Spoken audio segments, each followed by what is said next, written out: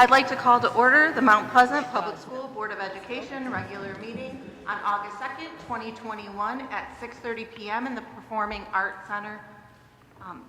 This meeting of the Mount Pleasant Public School Board of Education is a meeting conducted in public, but is not a meeting of the public. There is a time for public participation during the meeting as indicated in the agenda. The purpose of today's meeting is to conduct regular business that requires action by the board.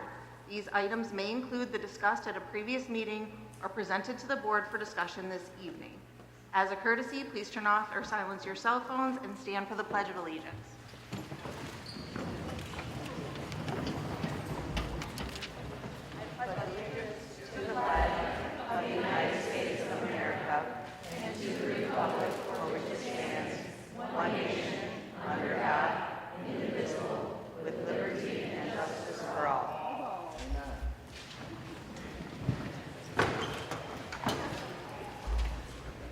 The Indigenous Land Acknowledgement Statement. Mount Pleasant Public Schools is honored to acknowledge the Anishinaabe people whose traditional land we are gathered on today. To recognize the Anishinaabe people and their ancestral land is our expression of gratitude and appreciation and a way of honoring the Indigenous people who have been living and working on this land since time immemorial, and whose land on which the Saginaw Chippewa Indian tribe have resided and who have continued to reside on for centuries. We feel it is important to understand the long-standing history of this land and to seek to understand our place within that history. Because Courtney is not here tonight, Tim, would you be willing to substitute as, okay, thank you. Then that brings us to roll call. Jessica Jernigan. Here. Wileen Pangle. Here. Dana Calkins. Here. Amy Bond. Here. Tim Odekirk here. Next is the approval of the agenda. Does anyone have anything they'd like to add? Madam President, I'd like to make a motion to add under new business, so that's 5, 6, 7, 8, E, add as 8E, a discussion regarding masks for the students of Mount Pleasant Public Schools. I second. Okay. No, stop it. Okay. We are going to stop the clapping, the shouting, the yelling, and we are going to go through our meeting. As everyone always has the opportunity to talk during public comment. But we will stop the clapping, stop the shouting, stop the yelling, stop the booing, all of that in each of, for when it's not public comment. Okay, so there was a motion and it was seconded to add letter E to the agenda.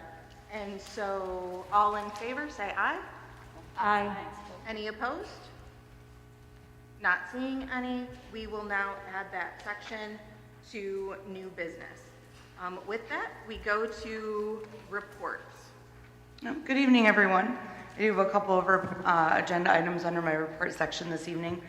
First and foremost, in your packet this evening, you do have recognition from the Michigan school business officials informing us that Elaine Esch has met the requirements to continue as a business office specialist, earning her certification again this year. So certainly Elaine is a longtime employee of our district, and we're thankful that she continues to receive that certification. So congratulations to Elaine. Thank you, Ginger, for overseeing that. I wanted to talk briefly about what we call inner city busing. I say city because it's really within the city limits of Mount Pleasant. As you all know, last year in June, we reduced inner city busing due to the budget situation that we were facing at that time, and certainly many unknowns. Since that time, we've had several families advocate for bringing that service back, and I wanted everyone to know that that is definitely something that we support doing. Our problem is right now is that we do not have enough drivers to be able to do that. So as you know from your approvals in June, we now have a new Director of Transportation, Josh Rhodes. Josh has spent the last month learning not only the transportation department, but also our transportation software system. And he really is looking at the most efficient and effective way to run our routes. So as much as we can continue to add back that service for our families, we will. But I certainly will put a plug in for anyone here this evening. We're hiring drivers. We're actually hiring several positions. But if you know anyone that would be interested in driving a school bus, please contact Josh Rhodes in our transportation department directly, or you can certainly contact Linda Boyd, who is our Director of Human Resources. But until we're able to hire a handful of additional drivers, I think it will be next to impossible for us to bring that service back. So it's something that we are continually looking at, and we do recognize how important it is for our families. Next, as promised, I wanted to give you an update from the health department from the meeting that I attended last week. And basically, I just have summarized for you all the high points from the meeting with Dr. Morris. I'll remind you that Dr. Morris is the medical director for 3 different health departments. She services 19 counties, Central Michigan District Health Department being one of them. So she is the medical director, and Steve Hall is our health officer. I work closely with both of them. Last year during the school year when the pandemic started, Dr. Morris hosted weekly meetings for schools. We've not had a meeting since June, so I think we were all very interested in knowing her perspective on the COVID protocols that have been outlined. They did say that they will start these weekly updates again probably towards the end of the month of August, so we have one now and then we won't have for a little while. But she started the meeting by talking about the things that schools did well last year. And I think we would be remiss if we didn't take a minute to really note how well we did, especially in our district. Aside from one incident, we really have no proof that any COVID was transmitted inside our schools whatsoever. And that is her belief as well that there's a very low transition rate in schools. They recommend using layered prevention strategies, and that's what certainly has come from the CDC. But what they're saying is that if your district or your school has multiple strategies that you use to prevent the transmission of diseases, that certainly is more effective. So the one thing that Dr. Morris said is that there is agreement that schools should use physical distancing as one of our mitigation strategies. The debate is how much space should be used, and that's something that I'll touch on briefly. So there's 9 basic strategies that she walked through, and I'm not going to spend a ton of time on them because I don't think anything is necessarily new information for anyone here. But she said, number 1, to promote the vaccine. Number 2, to use masks consistently and correctly. 2, physical distance. To use screening testing to promptly identify cases. Increase ventilation so that classrooms have windows open and that there's open air flowing. Hand washing and respiratory etiquette so that we're consistent in teaching our children the importance of washing their hands, of covering their cough, and doing things like that. Partnering with families to make sure that our students are staying home when they're sick, that they're getting tested, that we are using contact tracing so that we're sharing that information, and that we're using increased cleaning and disinfecting. And so I think it's pretty clear to see the areas where we know our district can do well. Some additional considerations she suggested would be to limit non-essential visitors. That is one question that I've gotten quite a bit is, will our buildings be open for visitors this year? To take our classes outside whenever possible, even to eat, because when we're eating, we know that they're exchanging, they're closer together. And then also to go outside for any extracurricular activities, especially band, choir, and athletics. Our country is currently divided into 4 categories as far as the transmission. Low transmission is blue, moderate transmission is yellow, substantial transmission is orange, and high transmission is red. Isabella County and all of the state of Michigan is currently yellow, meaning moderate transmission. She went through for us what schools are legally required to do. I think that's a big question, is what is our legal obligation versus with what their stance right now is just being a recommendation, not a requirement. So we do have a legal obligation to report communicable diseases. We've had that obligation for a long time. That includes COVID-19. We have an obligation to cooperate with the public health investigation of cases, and contacts identified within the school population. Within 24 hours of being notified of a probable or a confirmed case, we do have an obligation to provide notice in a public location. We had a whole section of our website that we did that last year on. Any employee who tests positive may not report to work, and any employee who displays a principal symptom of COVID-19 but has not tested positive shall also not report to work. She made it very clear that both school districts and local health departments have a responsibility to protect our students' health and safety. That is under MCL 380.11a. What she said is non-negotiable is that we must wear masks on the bus. We must report suspected and confirmed cases. We must post case on the website. We must keep sick and unvaccinated and exposed staff home. We must exclude ill children from school, and we must assist the health department with their contact tracing. She gave guidance for schools that aren't planning to follow all 9 of the recommendations. She said, if your school is thinking that you're not going to follow all the recommendations, which we certainly know that many in our area are not, she said that you need to do the bare minimum and do it well. She said you need to clean and disinfect classroom spaces often. Excuse me, you need to encourage vaccination. We need to teach and reinforce good hygiene habits. Again, washing hands, hand sanitizer, cough etiquette, asking our parents for help when screening illnesses. And we need to be willing and flexible to prepare our families, our staff, and our students for changes. Because all of this information is where we are today, and it could change, and so we need to be prepared for those changes. All the information I've just shared with you will be posted on the Central Michigan District Health Department website at cmdhd.org. There's a section for schools.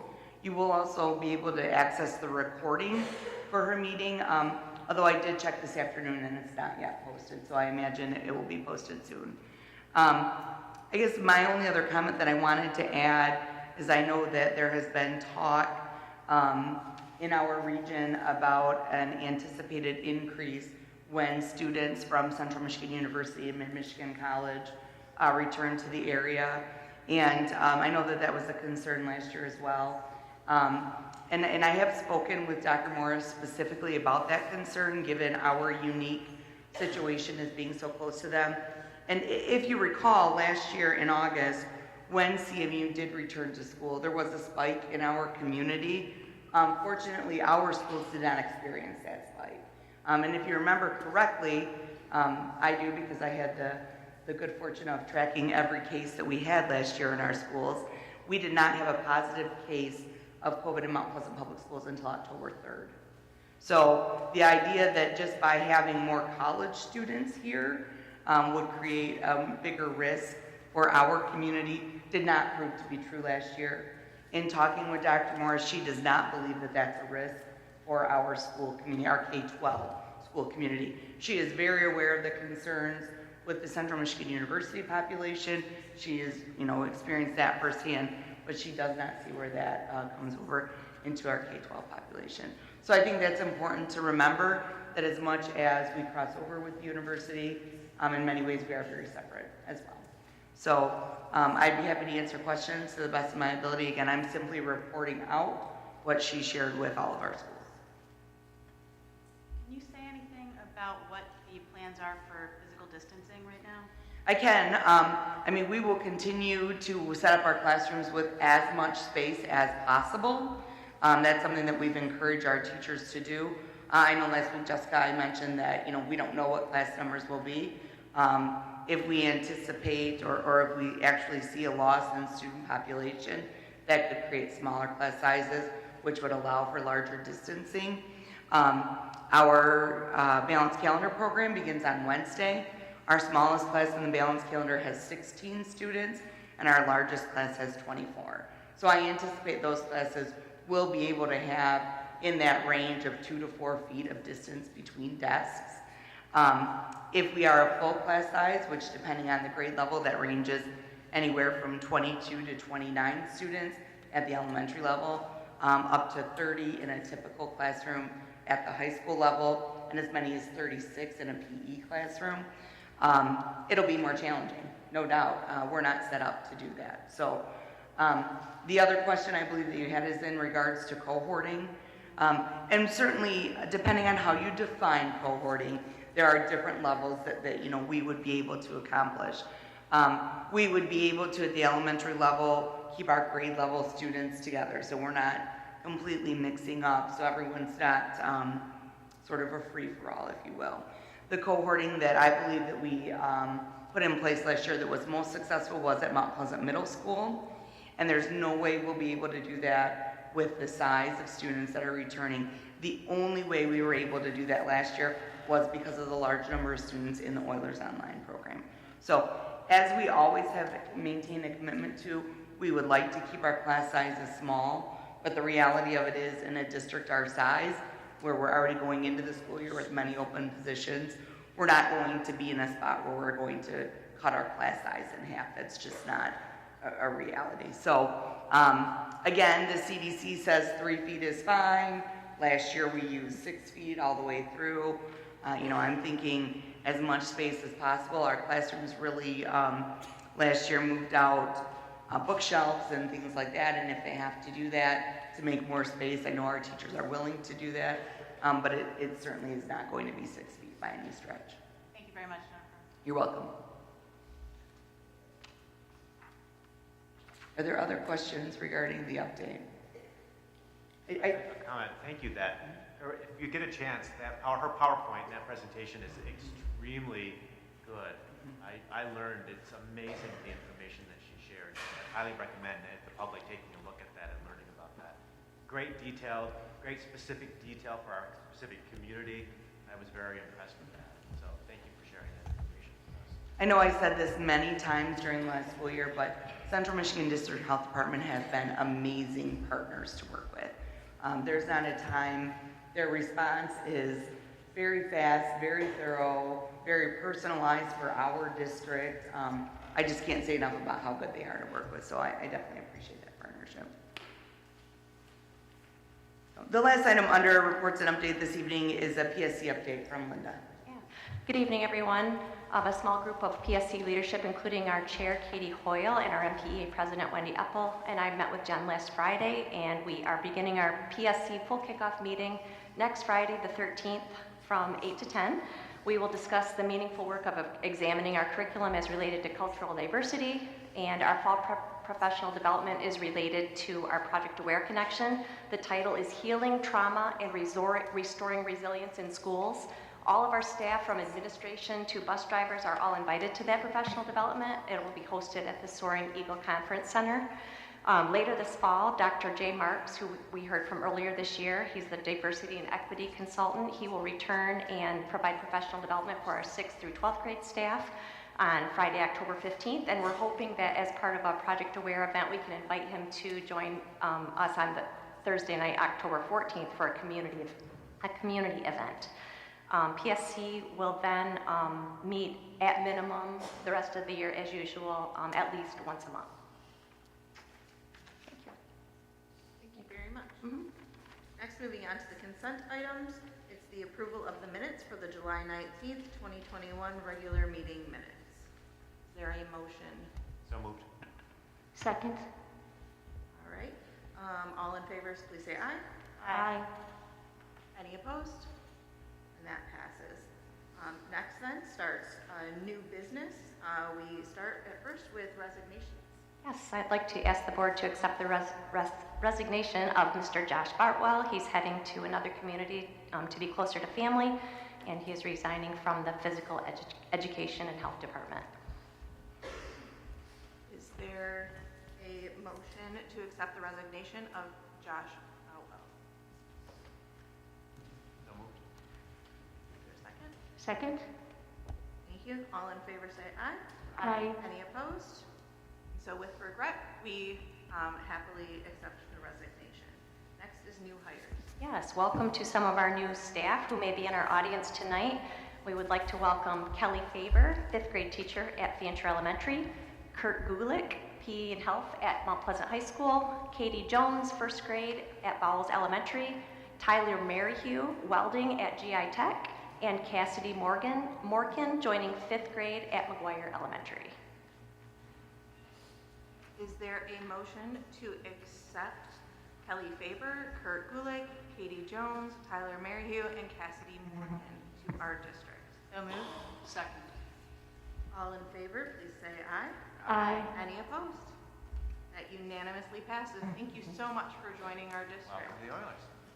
I just really quickly just want to point out that the hire for the welding program is a really exciting expansion where we will be able to offer welding in Isabella County.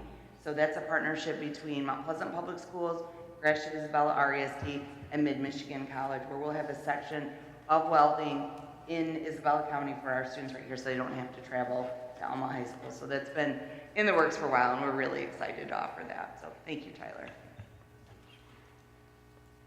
Next is the November 2021 bond resolution. Yes, good evening. At the end of your documents in your board report tonight, you have a bunch of documentation we just received today, hot off the press, from our bond counsel, Troon, regarding the no millage increase bond proposal that we would like to put on the ballot for the November 2nd, 2021 election. It's a resolution wording approving putting the bond on the ballot, and then inside, or as an addition to that, there is specific ballot language attached to the documentation you have in front of you. Are there any questions regarding the bond? Yes, teacher, would you mind reading the ballot link? I will. Just scrolling to it because I kind of anticipated that.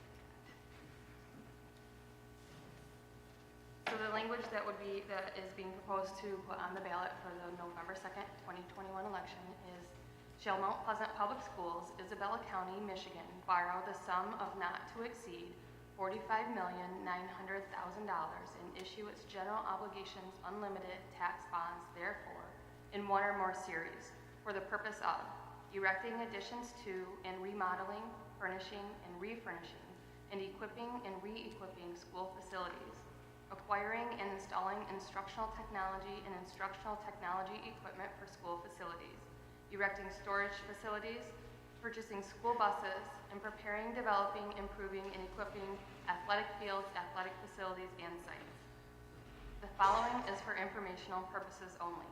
The estimated millage that would be levied for the proposed bonds in 2022 is 1.4 mils, which is $1.40 on each 1,000 of taxable valuation, for a 0 mil net increase over the prior year's levy. The maximum number of years the bonds of any series may be outstanding, exclusive of any refunding, is 15 years.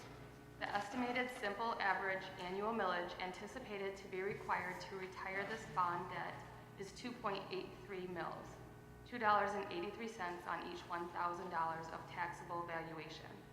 Pursuant to state law, expenditure of bond proceeds must be audited, and the proceeds cannot be used for repair or maintenance costs, teacher, administrator, or employee salaries, or other operating expenses.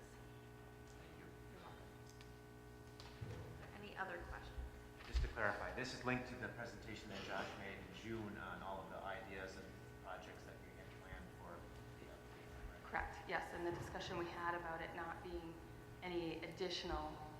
It's a zero, no more expense, but we get the access to $45 million. Correct, yes. Great opportunity for the district.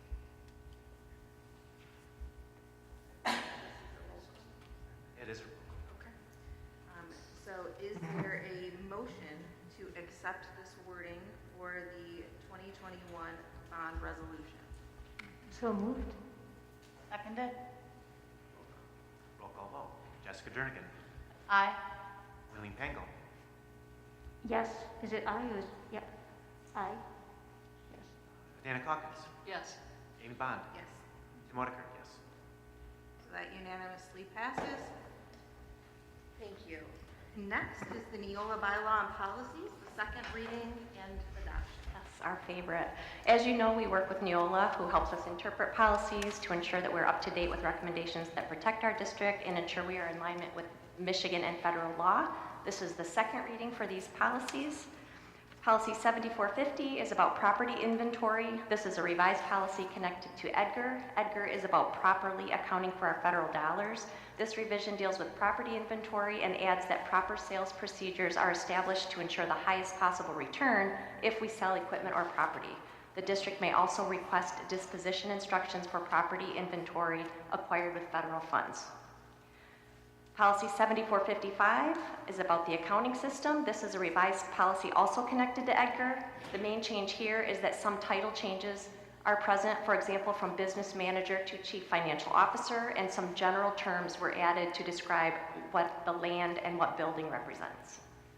Policy 1422, 3122, and 4122 are non-discrimination and equal employment opportunity policies. These three revised policies update our compliance with federal Title IX changes and the Office of Civil Rights requirements. This update brings Title IX compliance into these policies. We have already updated the specific Title IX policies previously. Policy 1623, 3123, 4123 are again non-discrimination, anti-harassment policies in relation to Section 504 and ADA employment.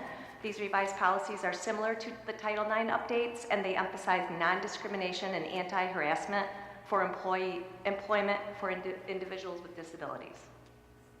Policy 1662, 3362, and 4362, again, non-discrimination, anti-harassment. These are three revised anti-harassment policies. They update the district's stance on all forms of harassment, including retaliation, and they ensure the alignment of our policies with other Title IX and anti-discrimination and anti-harassment policies. 5517, non-discrimination and anti-harassment again, that updates the policy's vocabulary to align with the new Title IX terminology. Policy 2260, 2260.01, 5517, and 2266. These are revised. The emphasis is on protecting students who are identified as Section 504 or Americans with Disabilities Act, with an emphasis on those students that are in vocational education, and this adoption makes us compliant with 504 and ADA law. Policy 5341, 5342, 5343, these have to do with emergency medical situations. 5341, this revision is necessary to comply with a do not resuscitate order. These policies are all related to the new resuscitate laws under Michigan law. 5342 is a new policy that complies with the do not resuscitate laws that allow these laws for minors under appropriate circumstances. 5343 is a new policy necessary to comply with the new state statute of setting specific procedures that schools must follow if they receive a physician's order for the scope of treatment for a student. 7440.01 is about video surveillance. This is a revised policy due to the significant increase in virtual learning. This policy allows the district to use pre-recorded lessons for observations of online virtual learning sessions as a part of an employee's evaluation. This is an example of appropriate use of technology for monitoring, like for a teacher evaluation. Policy 8321, criminal justice information. This is a revised policy which includes the latest review of procedures by DHS in regard to the use of criminal records information by school employers. 8330 is about student records. This revised policy complies with an obligation to not disclose the address of a student who provides the district with notice that they have received a participation card issued by the Attorney General under the Address Confidentiality Program Act, and this is required to comply with Michigan law. 8400 is about school safety. This revised policy reflects changes in regard to help in relation to the Sex Offender Registration Act, and this revision helps us again comply with Michigan law. 8500 is about food services. This policy adds emphasis to prohibit stigmatizing students who lack the funds to pay for their meal or have unpaid meal charges. And finally, 8510, a wellness policy, is a revised policy that updates requirements for evaluation and review of the district wellness policies and monitoring our compliance with the Health and Hunger Free Kids Act. Are there any questions? a lot to take in. Please. Not seeing any, then is there a motion to pass all of these policies and the second reading and adoption? So moved. Seconded. Okay, all in favor, please say aye. Aye. Any opposed? All right, that unanimously passes. Next, that brings us to the mask discussion. Again, I'm going to ask that you please save your comments until public comment, not cheering or booing for whatever you agree or not agree with, but just taking the time to listen to the discussion we're having, and then everyone will have their chance to talk afterwards. Over to you. Thank you, Madam President. So I wanted to have open a discussion regarding masks in the K-12 for the entire district. We've had a lot of new information that's come light, and we knew that Jen was having the meeting with the health department, also the CDC, the health department, and the American Pediatrics Association. Many entities have come out recently and due to the COVID surging in the southern states currently, are all recommending that all K-12 students be masked in the school districts. And so I think it's an important conversation to have, and I think we need to have the ability also to broaden it out, because we are creating a policy, not just for COVID, but a policy on masking in the district. We have a lot of illnesses that we have in the district throughout the year, and I think if we create a policy and how that policy is implemented, that we need to have a generalized statement on how that gets impacted. As many of you know on the board, it's very, very common in the winter months, January, February, that the school district either closes or almost closes because of influenza, and the amount of students who get that. Again, all of this is in partnership with the health department. So there are many mechanisms in place with our health department where there was probably 100 illnesses on the sheet of things that we're required to work with them on. And so I thought it would be more appropriate to have a broader conversation on masking in the district for many of these diseases that we have that crop up throughout the school year. Because we need to prepare our staff, one, and to be able to manage toward these things as they come forward, but also to give families heads up. And so, you know, it's very difficult now from what I'm seeing specifically regarding COVID, with the big influx in the disease across the country right now, even though our local area in the state of Michigan is relatively low. So it gets to be rather confusing. With the federal government passing down to some extent to the state passing down to really to the school board to make some of these decisions, I think if we're going to craft a policy, that we need to have some more discussion about what that could look like, feel like, in ways that we can help communicate that with families. With the very low vaccination rate we have in our community, it's very likely that we are going to have a surge. That's been modeled out through all of the southern states. It's exactly what happened in all the southern states, so it's very realistic to assume that it's going to be happening here. It is not here at the moment, so I think there's a lot of things that we need to think through as how can we react. COVID, influenza, hepatitis, there's many diseases that come into this, affect the health and safety of our children. We need to have mechanisms in place that we can help support our staff and let our families better understand how to react to these situations. And there are different age groups, right?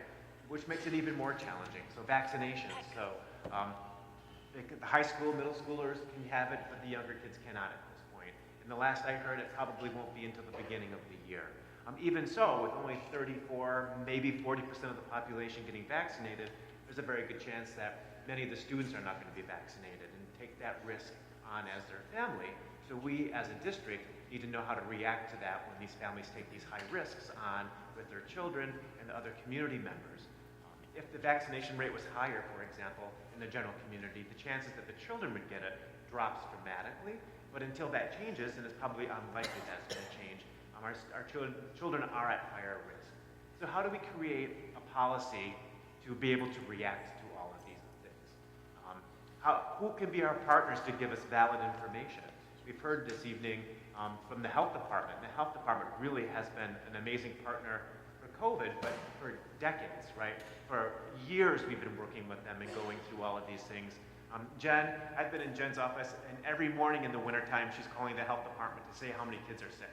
Right? And they're saying, well, this is what we know. And there's a conversation, well, should we close the schools? Should we close the classroom? Right? Because the health department makes that decision. And so there are mechanisms in place to be able to react. So kind of the things that I was thinking about, how do we manage to this, is something along that same line, right? There's parameters, there's triggers that happen that you can't move beyond. Certain actions, certain activities that will happen, and the health department says, nope, we've reached our limit. This is the trigger point. We need to take an action at this point. And so I was wondering if we could do something similar with the COVID structures, right? So we all know the best thing to do for our children, based on all the recommendations we're getting from all the people who are up close, who do the research, who understand this, that masking, as we heard, is one of the more effective mechanisms of all the tools that we have in controlling the passing of this specific this illness, right? But in general, it's hard when the current infection rate is probably close to 0 in our community, right? And so for us to arbitrarily do a rule that's not tied, I can see how people could get upset or confused. But we know it's the best thing to do. And it is the best advice, because we're getting it from all the same sources that we've been getting it for the past year and a half, saying the exact same thing, and we've trusted it to this point, and we've shown, as Jen mentioned, how that has really benefited the safety of our children.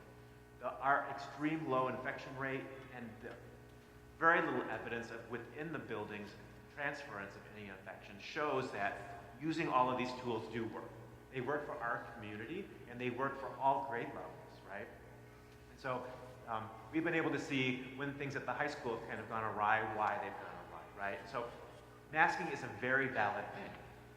And as I heard from the last board meeting, and Jen has mentioned many times, we have a lot of these systems still in place. A lot of these mechanisms and these security systems are still here and still being done. We can modify them to some extent, but they're still moving forward. So again, I wanted to open this conversation up because I have a feeling it's going to take a little while for us to get to a conclusion of how we feel we'd like to create some kind of working policy. But we need to keep in mind also that we need to implement the policy. We need to communicate it on a regular basis, much like influenza or a snow day, right? There has to be mechanisms to let families know what the situation that their children are in when they go to school. And so they can make the decisions. The recommendation is you should be vaccinated, but if they're not vaccinated, you need to know the situation that you're getting into. But we also have employees, right? We need to encourage our employees to get vaccinated. CMU today released results from their survey, and they said approximately 34% of those who answered their survey of the CMU students are vaccinated. They said approximately 60% of staff are vaccinated, and approximately 73% of faculty are vaccinated. That's a pretty big spread. Ours was pretty close to about 40%, I think, Jen. The last survey that we tried, I think it was around 40% of our staff is vaccinated. We're higher than that. We're just under 70% our staff, and that was based on a survey that we did back in April. So it's quite old. Yeah. So it's either higher or the same. Correct. So again, wrapping this all back together. So I wanted to have a more of a conversation with everyone about how we could create some policies in place for masking, right? We're not the only culture in the world that does masking in the K-12 environment. There's other cultures that have been doing it for years and decades. So this, unfortunately, potentially could be a regular occurrence or irregular, but we need to have some kind of mechanism in place. As we know, it's being put on our lap. And we know that we need to create some mechanisms that we as staff, students, family, administration, the board can actually move through and not have things pop up. And try to give them heads up and a mechanism and a structure so they can make the best decision for the children. Again, we know the best decision is everyone get vaccinated, and you should probably be wearing the mask. There's evidence that the new variant and those who are even vaccinated are getting it at a higher rate. That could change, so we're in a fluid space. So we need to create a policy and a way to think this through. So much like all of these things we just read, there's the policy and then the administrative guidelines. We need to think through how we want to do that. If we implement the policy that, in the school buildings, 30% of the kids are having it, is that a closing or is that a masking? Or if we're getting there, do we say, families, just so you know, we're getting to a level? Whether it's influenza, it's the exact same thing. Families should know, right? In general, families here, half my kid comes home and there's half the class is missing. there's something going on, right? So ways that we can communicate to help families better understand the situation that they're sending their families in so they can make the best decisions that they choose. But again, as we know, even with influenza, the vaccine is the best thing to do to help prevent influenza, let alone the vaccine is the best thing to do for COVID. But masking is a very valid tool. I think in general, these protocols of cleaning and everything else that we've heard about are going to be in place for all year round for every year from probably this moving forward. We know that they work. It's helped with many things. I can't tell you the number of teachers who said, this is the first year I haven't gotten sick. Or, I mean, the list goes on and on. But I think also teaching the etiquette has been amazing how well the kids have picked the etiquette up, which is something that we've been trying to train for years and years and years, and the kids really seem to be getting it now. So again, I wanted to have a conversation with everyone on the board about what that could look like, what that could feel like, and kind of disengage it to some extent from COVID. That's the big thing. But to know that there are other things that we need to have protections in place, which we don't really have policies regarding, right? We have the requirement that we need to keep everyone healthy and safe, but it's kind of broad. So our bus policies, our harassment policies keep our children safe. There's lots of things that we have, but nothing kind of in this space. So I wanted to offer that as a conversation starter, not to overturn any decision or to come up with a new decision at this time, but the ability to have a conversation and start talking about what that is.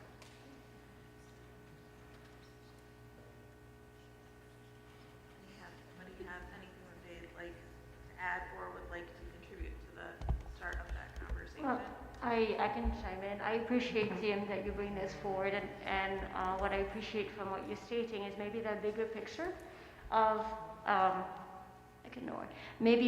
so I appreciate that you're bringing in the bigger picture, that it's not just COVID, it's not just this year, but maybe a need for a policy that's flexible enough to allow us to navigate this. I also, from what you mentioned, I think it's very important that we remember implementation and give the tools to our, for our administration and staff to implement whatever, we think is best at this point. And so I think for me, that was the two most important points that you brought forward. I don't know if anybody else has something to say, but I think that conversation is important for everyone to hear and to have it in this public space. I think that we know that this is certainly not something that's going to be reconciled tonight, that we are continuing to have those conversations. And that is something that as we see new and differentiating, information and things like that, and I think that these are those types of talks that are going to continue to be fluid as different things kind of are coming into light or that happen, especially as we've talked about changing numbers within the community, things like that. Seems like those things that come to us that are not heated but controversial, we get in trouble with stuff because there isn't a policy. We had an issue earlier where we've now had to think about our policies and clarifying them, and I think it's a great idea to sit down and really hash out what it is that our role is, and when something like this happens, who would have thought we would be in the middle of a pandemic? Now what? And to move forward, I think that is exactly what we need to do, and I appreciate your thoughts on that. So that being said, is there anything else that anyone would like to add tonight? I mean, we can certainly continue this discussion, I think, at the next meeting as well. Now that it's been put out there, that's something that we can continue to kind of think on, and then we can certainly bring back to our next meeting. But everybody, you have anything? And I just want to say, because I would like to have all the board members, so Courtney and Sheila, I definitely like to have them in the conversation. So they're very wise in this space too. And also, and I talked to Jen about, talking about the health department, is there things that they can help us with? So all during the COVID, we all got used to the different colors, and I think Jen actually talked to the different colors earlier. Can we leverage that system that's already in place? And there were some questions. It's maybe it might be and it might not be. I don't know the answer to this. Too high of a level. So it could be adults and everyone, as compared to kids, right? So I also know that we've had conversation about influenza and other things, and it tends to be more kids-focused. And they may have the data on what is the children's infection rate, and how is it spreading, and what's the, and to build some mechanisms to say, at a, if it goes above, going up 20% a day or whatever, that's a trigger, and we need to say, parents, get prepared because we're on this trajectory.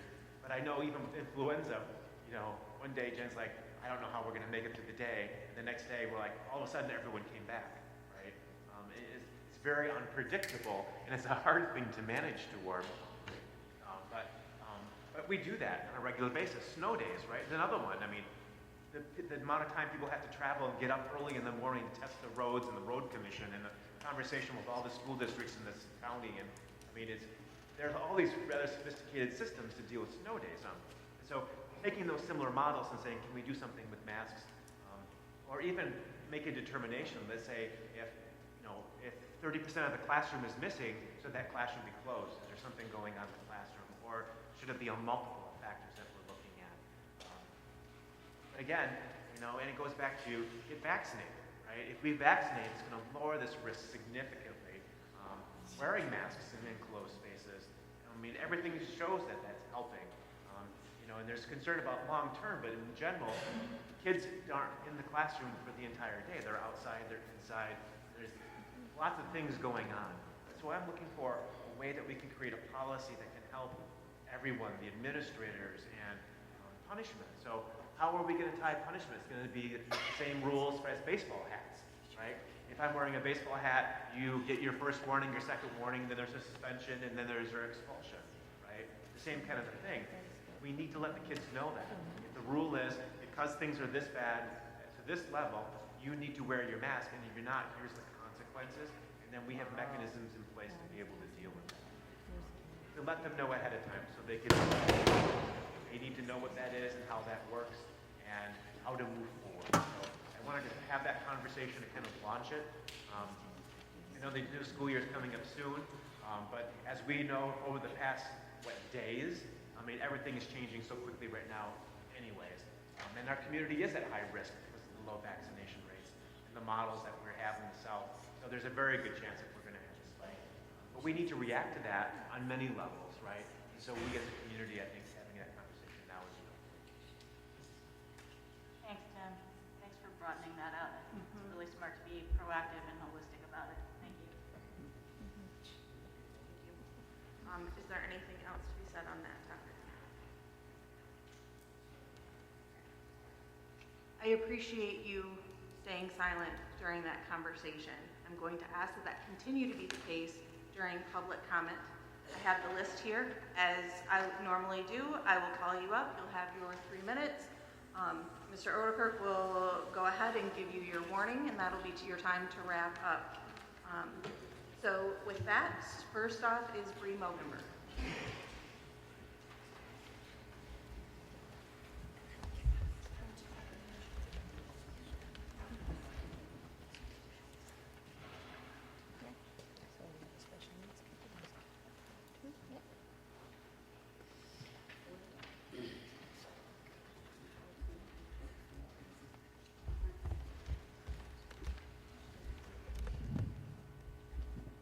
I'll wait for you to receive that information before I start.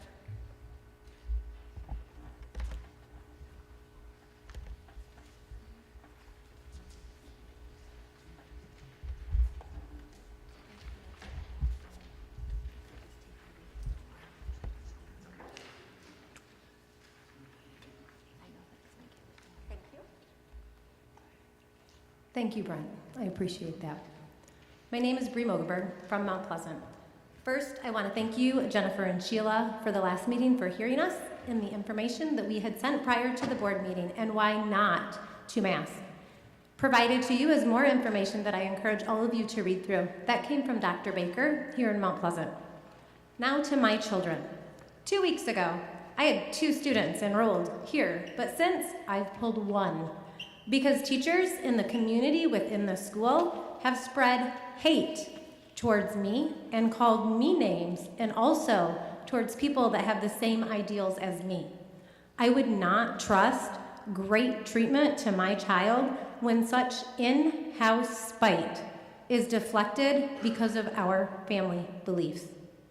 Despite the fact that one of your husbands made a public post concerning me and how friends of his could not also be friends of mine, I can say confidently as I stand up here that I think you're all very good people. However, it's not my job to raise you up. It's my job to raise my children. Knowing what is best for my child is also my job. It's not your job. Parents should be first in educational decisions, yet you seem to have zero regard for those with different opinions than yours. Minimizing parents is not exemplary for a board. It is furthering division in this community. One of the many reasons that I support a recall. Your decisions are burdening this district. If your agenda is for your own personal goals, you should not be up here. Did you know that the Mount Pleasant Public School District will pay about $20,000 for this recall? And did you know that our children are worth every dime of that $20,000? I also know at least a dozen students that have been removed from this district because decisions that this board has made and taking choice away from parents. That totals about $120,000. And now the potential money pit of masking children without, listen to this, without a public health order. We have a health officer, his name is Steve Hall. If there is need for a public health order, he will do that. You are not health officers. Do your job in education and stop being a health officer. If you need to hear from it, you'll hear from him.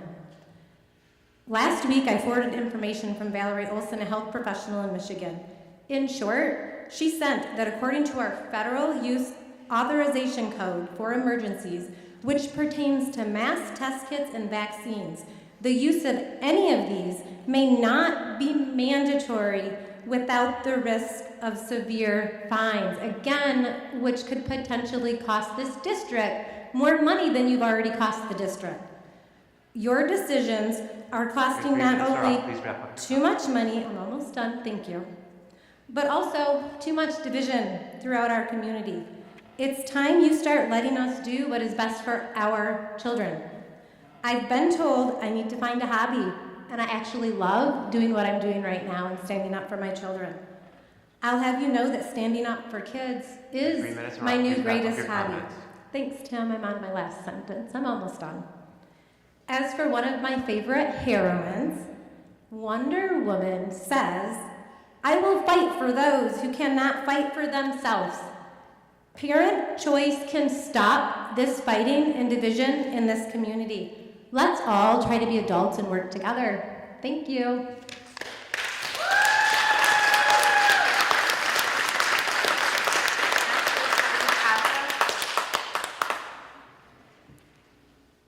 Heidi Roza.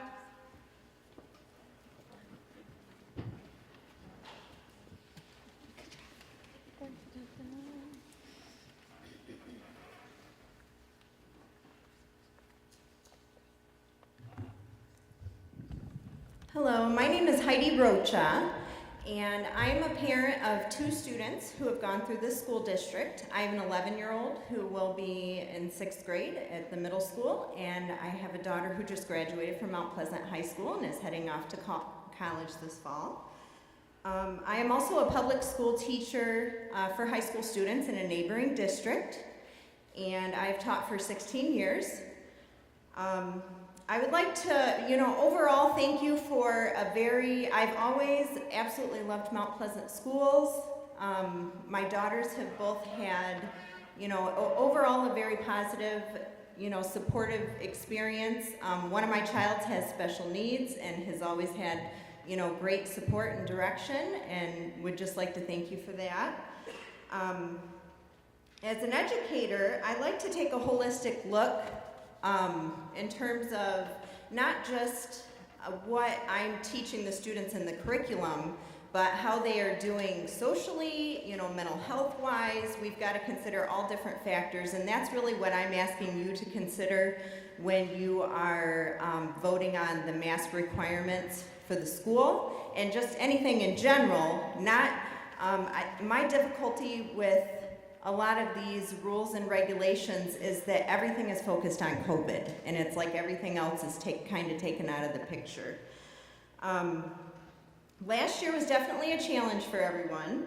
My youngest, who went to Fancher Elementary, she really struggled at the very beginning of the year. We knew that she had to do face-to-face schooling because she's a very social child.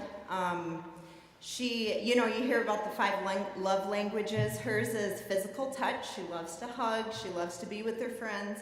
So with all of the wearing masks and social distancing, she struggled significantly at the beginning of the school year. She had a lot of anxiety, had to go talk to the counselor a lot, ended up having her, go into therapy. And luckily she was able to work through it, but it was quite the challenge.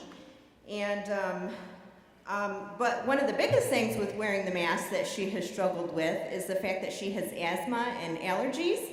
And there are many hot days. As you know, there's no air conditioning in Fancher, and I don't think there is in many of the schools. She would cry because she was struggling to breathe with her mask. She didn't have that choice to take it off, regardless of, your own health situation. And you would think that maybe because she was struggling to breathe that she wasn't very good at keeping her mask up, but at the end of the year she actually got, when the teacher was giving out mock awards, she was given the award for being the best mask wearer, whatever that is. So she's a good girl and she follows the rules. But that really bothers me, that I think just in general in our community and in our state, so much is focused on COVID and masks. And, Please wrap up your comments. There are a lot of other impacts, which I'm sure other people will share, but that is my personal experience. I would like to thank Superintendent Verlager for proposing masks to be optional, because not that I'm against masks, but I would like the choice.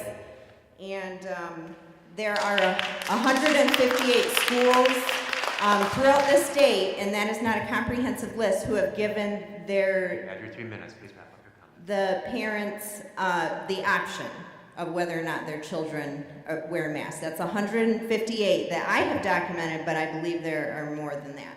Thank you. Corinne Verona?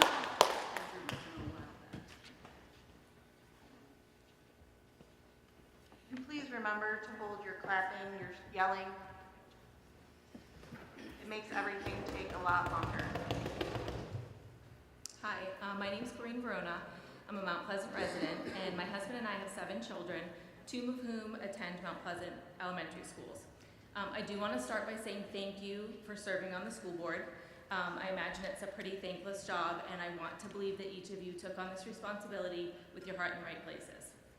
My understanding is that most of you are parents. Again, we have 7 children. Each of our children is unique. As a mother, I know my children inside and out. I know their favorite food. I know when they're tired or not feeling well. I know when they need discipline. And I know when they need a hug, even if they resisted at first. I know each of my children better than anyone else. This is my job as a mother, and I take it very seriously. My youngest child, Carter, is hot-natured. As a baby, he would kick off blankets while sleeping. He's the first to take his shirt off when playing football with his friends, and he has to have constant access to drinking water. I'm sorry, I don't like public speaking.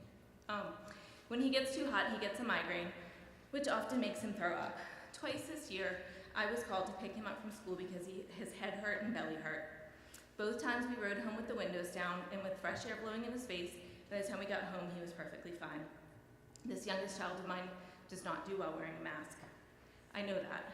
And at the last school board meeting, there was discussion about studies and what studies are valid in the CDC and the AAP.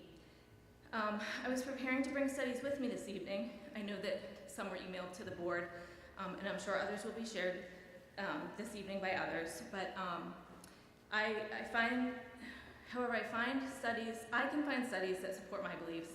You can find studies that support your beliefs. But quite frankly, as a board, it's not your job to decide if masks work or don't work. Wileen, at the last meeting, you stated that if masks were not mandated, you believe that less than half of the students would mask because it comes from home. and you wish you felt comfortable with that, but you do not. Well, I'm not comfortable with my child wearing a mask. My child that I know. I'm not making a blind decision on this. It's not political for me, it's personal. Dana, you talked about the board not wanting to go against the CDC and AAP and saying, we know better. But as a board, you're saying that we know better than parents. The CDC and AAP have made a recommendation. The board can also make a recommendation. However, parents need to be able to make an informed decision based on their child. Board, today I'm asking you to reconsider your vote to mandate masks on our children and support the rights of the parents in this community to make that decision based on their individual child. Thank you.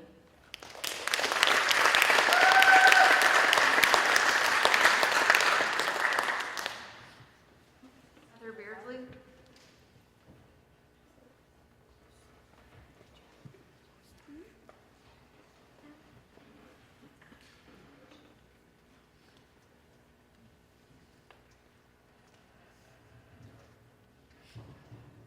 Hello, my name is Heather Beardsley. I'm a Mount Pleasant resident with 3 children. My original plan tonight was to discuss the CDC and AAP recommendations. It seems absolutely absurd to me that following the advice of experts isn't just a given. But then I had a conversation with my teenage son that redirected my plan for discussion this evening. You see, I watched him this afternoon as he hung out with one of his friends. They both wore masks and didn't complain once. This may not sound like a big deal, but they are teenagers, so it certainly is a big deal. Later, I asked my son if it bothers him to wear a mask. He said, "Yeah, Mom, they're annoying." There was silence when neither of us spoke, and then he said, "But my brother and sister aren't vaccinated, and I don't want them to get sick. I love my family, I love my friends, and my brother's autoimmune disease is really scary. I will wear a stupid piece of cloth if it keeps my family safe." I don't know, then he went on, "I don't know why we are even talking about this, Mom." And insert the teenage eye roll there. You see, my son said these things because kids will do what is best. They will do what they need to do to take care of each other. Mount Pleasant Public Schools Board, please do what you need to do to take care of the Mount Pleasant Public School children. Follow the advice of experts, not conspiracy theorists. Read the peer-reviewed research. Why would we do just the minimum?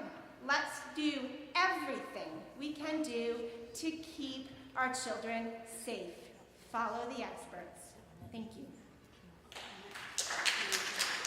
Next is Maureen M.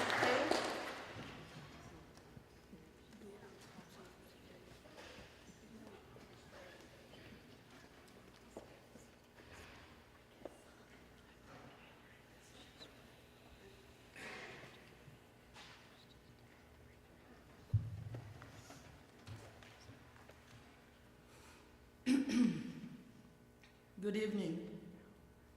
Thank you again for the opportunity to speak to you this evening.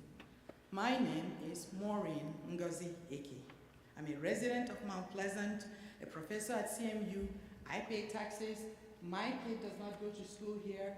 My taxes help your kids go to school here.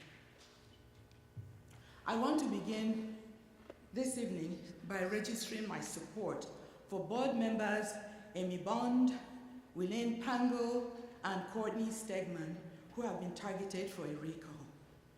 Between 1950 and 1954, Senator Joseph McCarthy engaged in a violent attack against American citizens whose perspectives and social identities he did not like, and in the process, many lives were destroyed. Now, in 2021, many Americans, including a lot of people in this community and in this room today, are engaged in a similar journey, accusing other Americans of being anti-American. I have heard it so many times, because they want to encourage they don't want to encourage serious conversations about race and racism and sexuality in the classroom. I want to ask, how did we get here?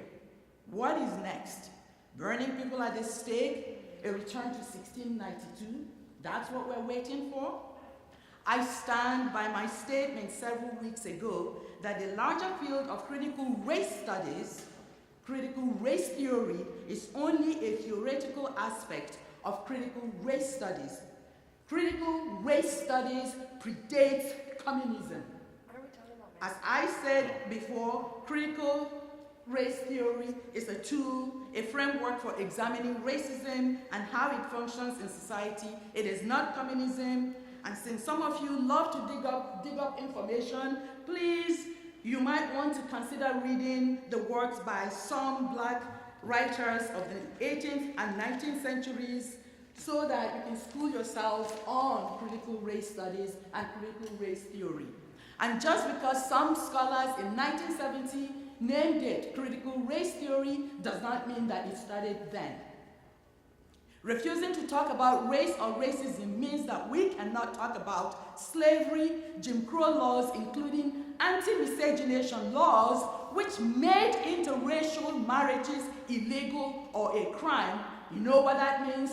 Some people here, their children would not exist, or their husbands would be dead or castrated, and therefore they too might also suffer repercussions for marrying a Black man.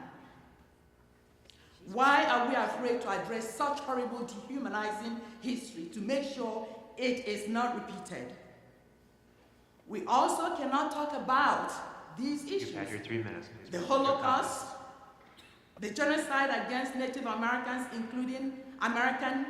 including Indian Removal Act and the Trail of Tears, the Japanese internment in concentration camps, the Chinese Exclusion Act, other forms of racism and bigotry against immigrant groups who were not considered white enough at some point in history. So consider that. As I have said, Mount Pleasant Public Schools is not teaching critical race theory. You've had your 3 minutes, please wrap up your comments. I'm closing.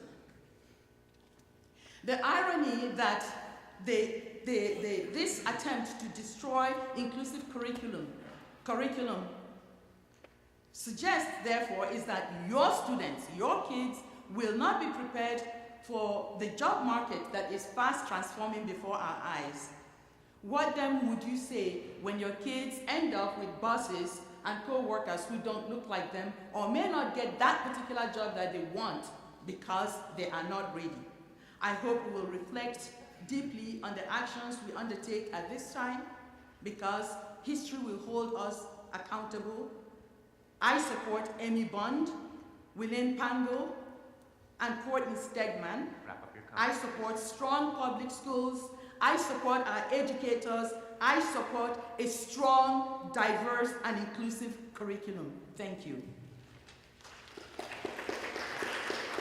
Next is Craig Sherber.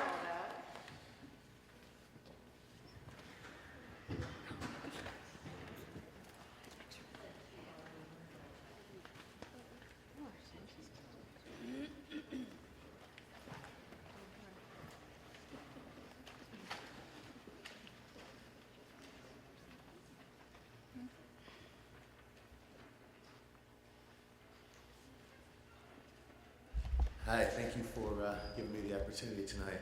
My name is Craig Serbrook. I'm a social studies teacher at Mount Pleasant Middle School. Throughout the summer, there's been a lot of talk, even vitriol, from some members of our community, specifically during public comment regarding masks on children in schools. Here's my response. I've heard parents claim that it's solely the parents' responsibility to protect their children, not ours as school staff. Who is responsible for keeping kids safe at school? It's us. Teachers, administrators, parapros, custodians, secretarial staff, counselors, bus drivers, even food service professionals. It's all of us. I attended my first professional development today as a BERT team member. BERT is an acronym for Building Emergency Response Team. I'm new to this group, but I started today. We are in charge of having plans in place for things like tornado and fire drills, as well as lockdown drills in the event of an active shooter. This team is tasked with the readiness of the entire school in an effort to keep kids safe. Throughout the course of a normal year, BERT members will spend days working on these plans. Non-BERT members will also spend a significant amount of time learning about these plans, as well as their implementation, which comes at the expense of valuable class time where instruction is interrupted to practice these drills during the school day with our students. Again, to be as prepared as possible in the event of an actual emergency. Is it okay for us to protect your kids in these situations? Or is it still only the parents' responsibility? I've also heard that we are excluding some children by requiring masks. This couldn't be more misunderstood. By requiring masks of all students in the building, we're actually making it possible for more students to participate in our schools. We will be opening to full capacity this school year. You heard tonight, there is no plan for an online program, which means that distances between kids will shrink to where they were pre-COVID. By at least requiring masks, we are allowing the students who don't have the luxury to get vaccinated a chance to participate in public education. This is what inclusion looks like, and this is their right. I am not a scientist. I have zero issue adhering to recommendations from the CDC or AAP or an esteemed professor at a local university. I'm okay with that. As a father with kids that are too young to get vaccinated, I am the only fully vaccinated person in my household. By kids coming to school unmasked, there is an increased chance of me bringing this virus home to my family. Do they not deserve protection? As I wrap up my thoughts, I'd like for you to consider a couple other things. Number one, seatbelts. The law, though effective and life-saving, was once argued as controversial and overstepping, but it's working, it's saving lives. Number two, how about Michigan's smoking ban in 2009? Many were against it when they outlawed cigarette smoking in bars and restaurants, while service workers paid the price brought on by secondhand smoke. The griping of those smokers sounds very familiar to those that don't think we have a responsibility to mask up. I think we can agree banning indoor smoking was the right choice. My suggestion to do what we can to get as many kids back in the building as possible. This is inclusion. If your argument includes they can protect their kids how they choose, you are not arguing for inclusion. Add your 3 minutes, please wrap up your comment. Thank you very much. Next is Kelly Fountain.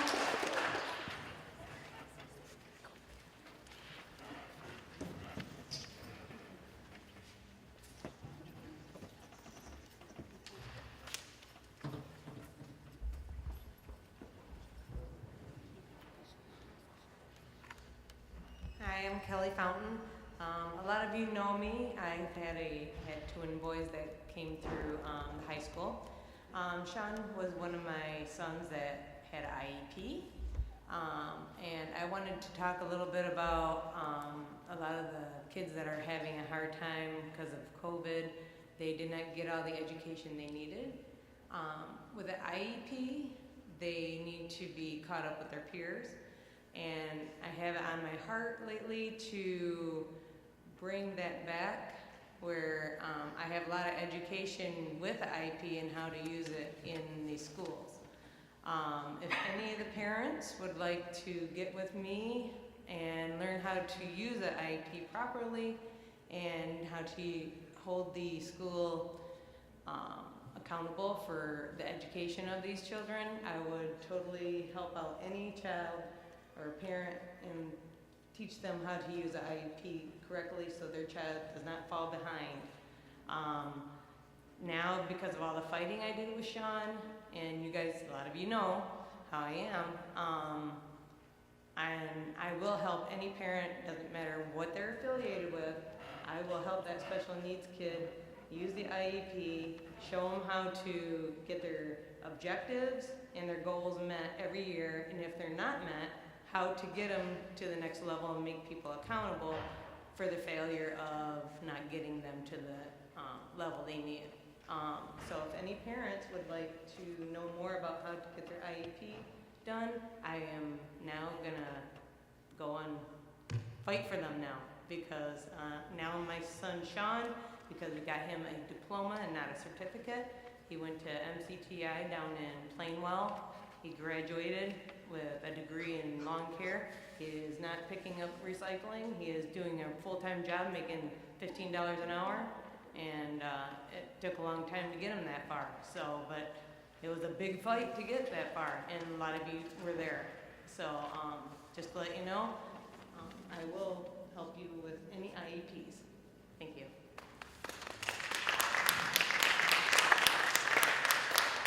Sunstorm?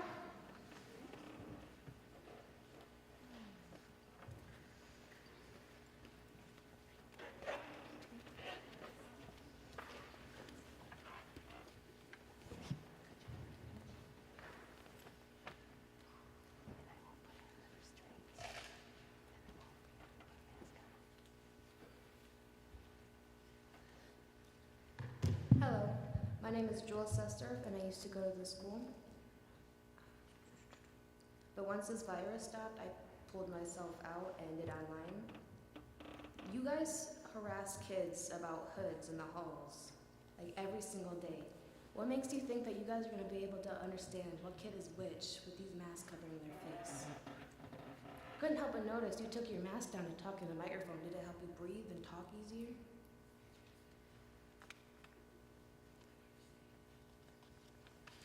Kids have not kids, every human has 5 senses, and 2 of them are being covered up by these masks. What is that going to do for the human body? Are we gonna stop using these senses after how many months or years of this mass pandemic? Thank you.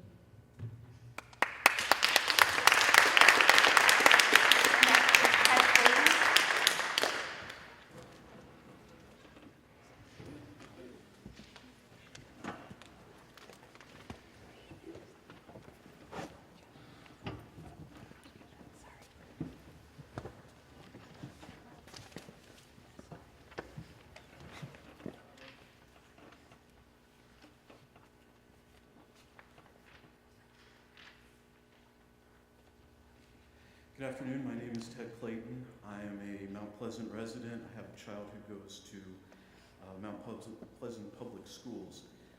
I'm trying to learn more about the opinions of those who I don't disagree with. So I just wanted to put a couple of questions up and see if someone can answer for me.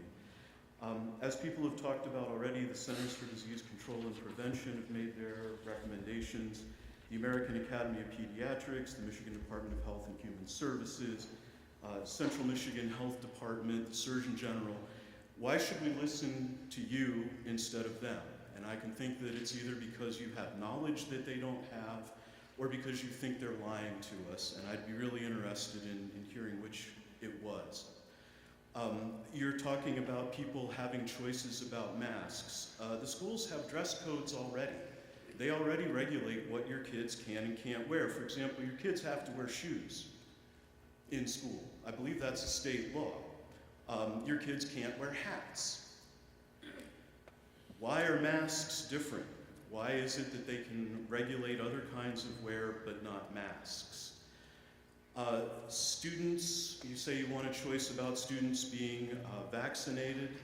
All right, students already have to be vaccinated. State law requires them to be vaccinated against diphtheria, tetanus, acellular pertussis, polio, measles, mumps, and rubella. If the school can require your children to have those vaccinations, why can't they require vaccinations against COVID? Why can't they require masks? I would also point out that many of the predictions about not needing masks were based on the prospect of having herd immunity.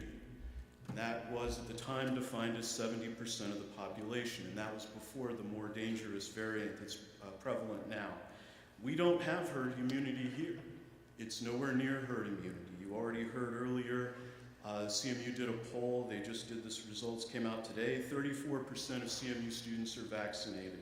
The most recent vaccination rate I've seen for Isabella County is 45%. And it's interesting to me, I go to stores where they say, if you're not vaccinated, please wear a mask. And no one is wearing a mask. It's very strange to me how 55% of the people in Isabella County can be unmasked, and yet none of them shop where I shop. None of them go to the stores I go to. I find that strange, but moving on. I want to make one last point because I know we're limited in time. There was a statement earlier about how much money it was going to cost the school if the school board did not give in to the demands of some parents in the city. That's basically how a protection racket works. Give us what you want, or give us what we want, or it's going to cost you. I encourage the board to not bow to that kind of threat. You had your 3 minutes. Please wrap up your comments. Thank you.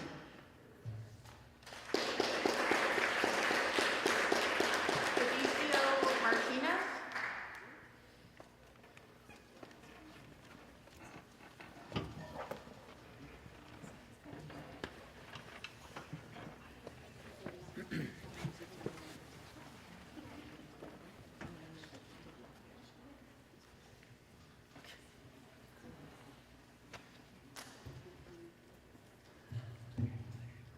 Greetings, ladies and gentlemen of the school board. Thank you for the opportunity to speak to you. My name is Fidencio Martinez. I have one graduate from Mount Pleasant Schools and one more that is going to be a senior this year.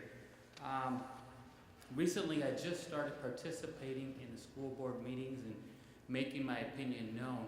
And interestingly enough, I've received a lot of hate mail, direct messages, tell me get the F out of town, eat shite, you're a fool, you're not welcome here. If this is inclusion, if this is tolerance, and these are defenders who specifically mentioned you, Ms. Pango, your friends, your defenders, is it because I'm Puerto Rican, a Latin man? Is it because I'm male? Is it because I'm a Christian? All of which are protected classes. Which one is not welcome here? Which one is not tolerated or included in this so-called inclusive and tolerant community? Science is the collection and analyzation of data, but the data is continuing to change. I hear this excitement about, so many people are vaccinated. The vaccination does not prevent you from getting the COVID virus. Amen. It only changes your DNA and your immune system. So why are we so excited that there's a large number of people who took an experimental shot that is only given and approved by executive order, probably from a guy who you don't like, and we're saying that that's what we need to take to protect our children? It's experimental. At one time, science told us that putting leeches on people was an effective treatment for illnesses. Science changes as data changes. We know that masks do not work. You need an N95 hermetically sealed, properly fitted for the individual, not to be removed, not to be tampered with. You think you're going to get these 12 and under not to mess with their mask as they're touching the handrails throughout the school and everything else? It doesn't work that way, especially for those gentlemen who are wearing masks and have facial hair. It doesn't work. We're fooling ourselves. That is the science. That is the truth of the matter. I dare you to show me one that says it prevents it. It doesn't. We can't cherry pick the science that we want that just goes with our narrative. I am shocked that we are encouraged to be inclusive by one party, but they don't want to be inclusive by an opposing opinion. I have the emails, I have the direct messages, I've documented them all. In case this goes any further, in case something does happen to me or my family, there are consequences to our actions. Not only the individuals that made the threats and the slanderous statements towards me and my family and the way I believe, but there's consequences for the school board and your actions. You've had your 3 minutes. To ignore the opinions of the polled parents, over 68%, and to do your own thing is to assume that you know what's best for my child. If someone wants to wear a mask and they believe it's going to protect them, by all means, wear it. But give the parents a choice. Thank you.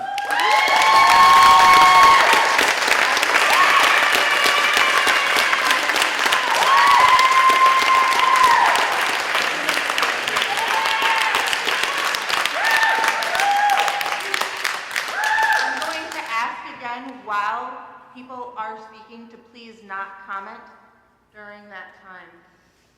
Next is Vanessa Hubble.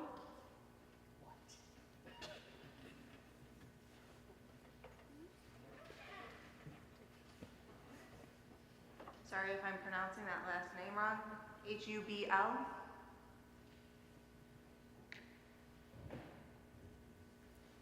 Okay, next person is Dawn Betha.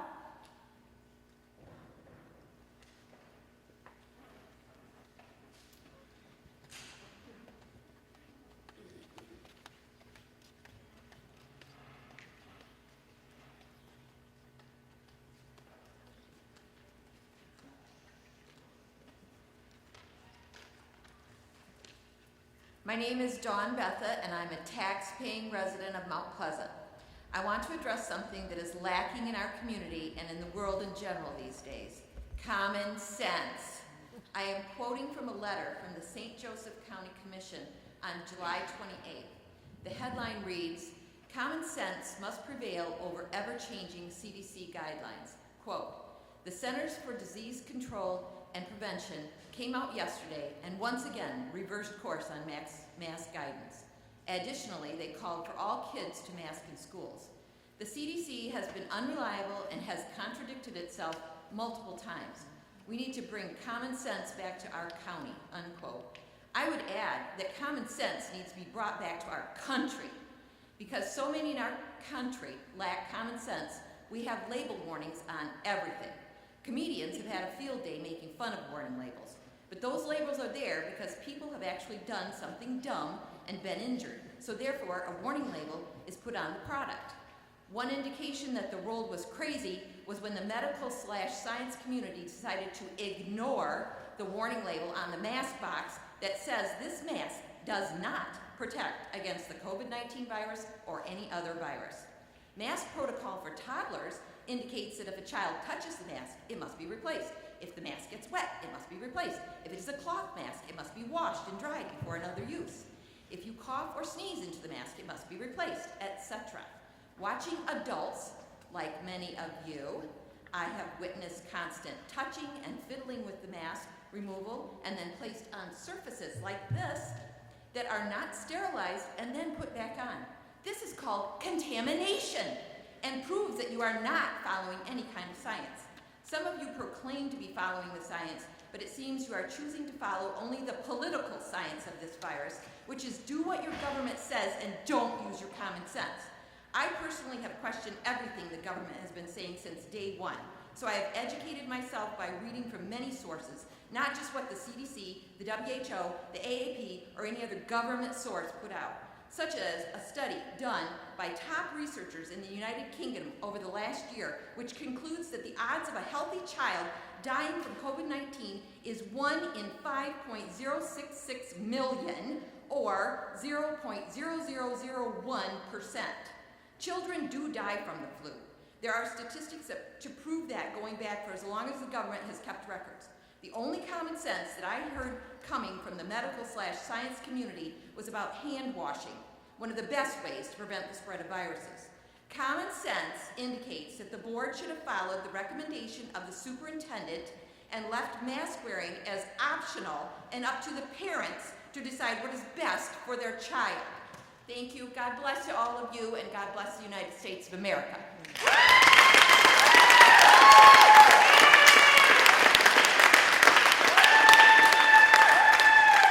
Next is Pat Berge.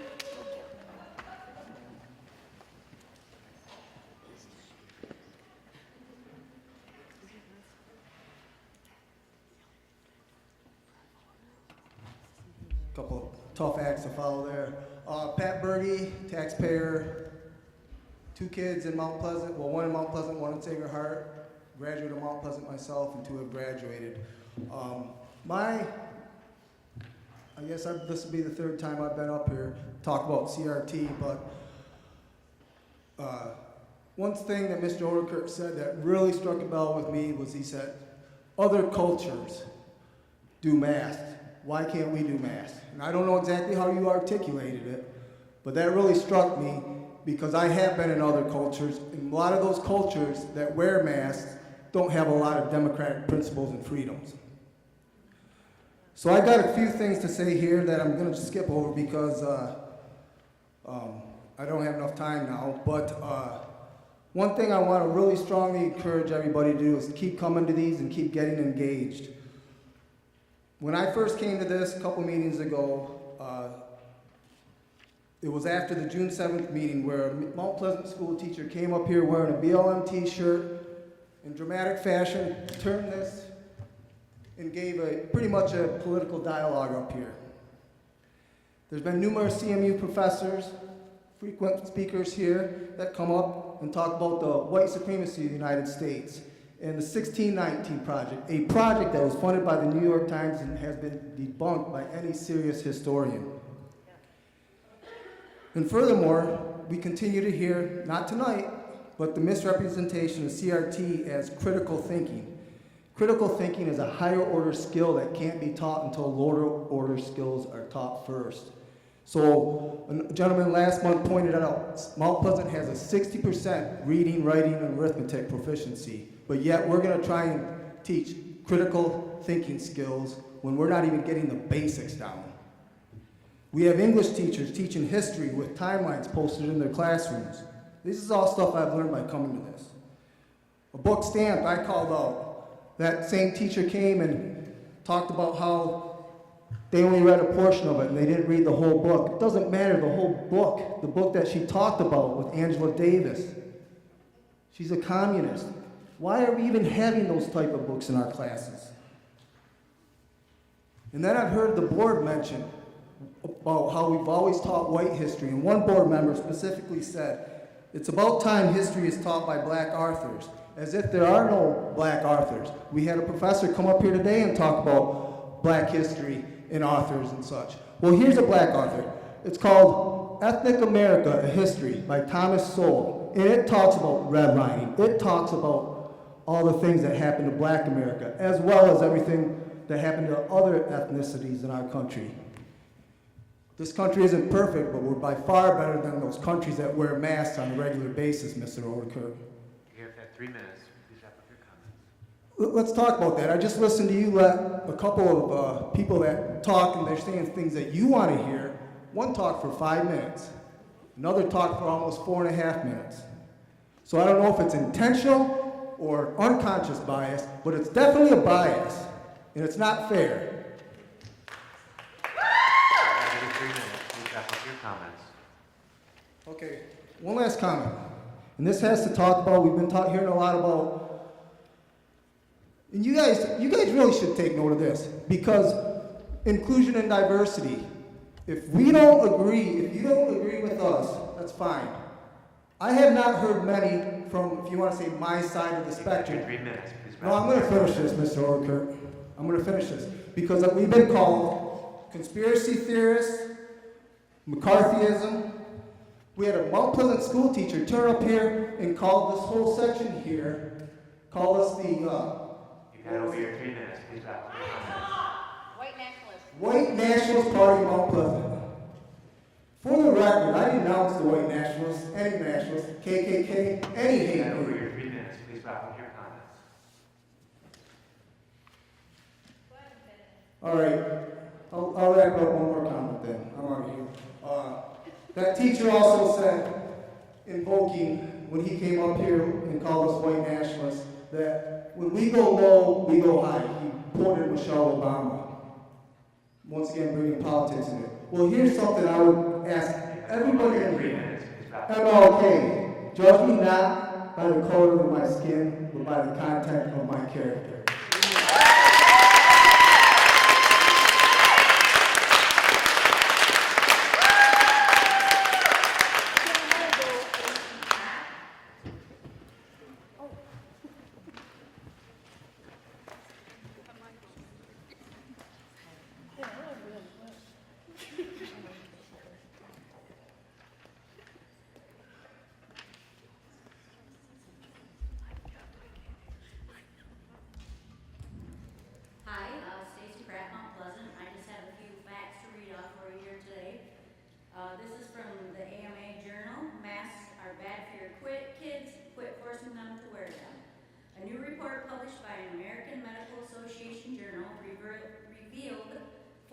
children to wear masks leads to adverse health effects. JAMA Pediatrics, a top-rated monthly journal published by the AMA, found wearing masks increased the amount of carbon dioxide in inhaled air to unhealthy levels. The JAMA report measured averages of 13,120 to 13,910 parts per million of carbon dioxide in inhaled air of children wearing masks, which is over 6 times higher than the unsafe threshold. The study further pointed out this measurement was after only 3 minutes of wearing a mask. Children are forced to wear masks at school find themselves wearing masks for hours, 5 days a week. We suggest that decision makers weigh the hard evidence produced by these experimental measurements accordingly, which suggests that children should not be forced to wear masks. New study finds COVID masks harm children physically and mental health. A new study involving over 25,000 school-aged children shows that masks are harming school children physically, psychologically, and behaviorally, revealing 24 distinct health issues associated with wearing masks. Some of the health issues found in the study include increased headaches, 53%, difficulty concentrating, 50%, drowsiness or fatigue, 37%, malaise, 42%, and nearly a third of children experienced more sleep issues than they had previously, and a quarter of children developed new fears. Though these results are concerning, the study also found that 29.7% of children experienced shortness of breath, 26.4% experienced dizziness, and hundreds of the participants experiencing accelerated respiration, tightness in chest, weakness, and short-term impairment of consciousness. Tim? There are no manufacturer's independent studies on the use of masks for children and adolescents that are certified as medical products for occupational safety and professional applications. In addition, due to the unknown materials, there are no findings on the potential protective effects or side effects of the often handmade, everyday masks worn by the majority of children. In view of the ongoing measures to contain the COVID-19 pandemic and in particular varying obligations for children and adolescents to wear masks in schools over a longer period of time, there's an urgent need for research. Thank you.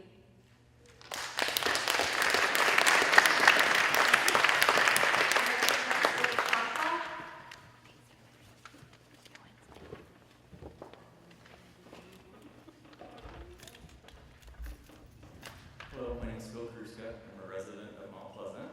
I'm going to read some quotes from an article that was provided by Dr. Baker here in Mount Pleasant. The article is titled "Blaylock, Face Masks Pose Serious Risk to the Healthy." Dr. Russell Blaylock warns that not only do face masks fail to protect the healthy from getting sick, but they also create serious health risks to the wearer. Only a very small number of people are at risk of potentially serious outcome from the infection, mainly those with underlying serious medical conditions in conjunction with advanced age and frailty, those with immune-compromising conditions, and nursing home patients near the end of their lives. The recommendations by the CDC and the WHO are not based on any studies of the virus and have never been used to contain any other virus, pandemic, or epidemic in history.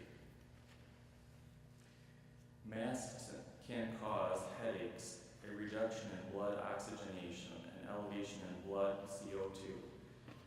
It can reduce blood oxygenation as much as 20%, loss of consciousness, passing out, can cause a severe worsening of lung function, and impairment in immunity. Repeated episodes of hypoxia have been proposed as a significant factor in increases cardiovascular and cerebrovascular diseases. When a person is infected with a respiratory virus, they will expel some of the virus with each breath. If they are wearing a mask, they will be constantly breathing the viruses, raising the concentration of the virus in the lungs and nasal passages. We know that people who have the worst reactions to the coronavirus have the highest concentrations of the virus early on. By wearing a mask, the exhaled viruses will not be able to escape and will concentrate in the nasal passages, enter the olfactory nerves, and travel into the brain. There is insufficient evidence that wearing a mask of any kind can have a significant impact in preventing the spread of this virus. One should not attack and insult those who have chosen not to wear a mask, as these studies suggest that is the wise choice to make. Thank you for your time.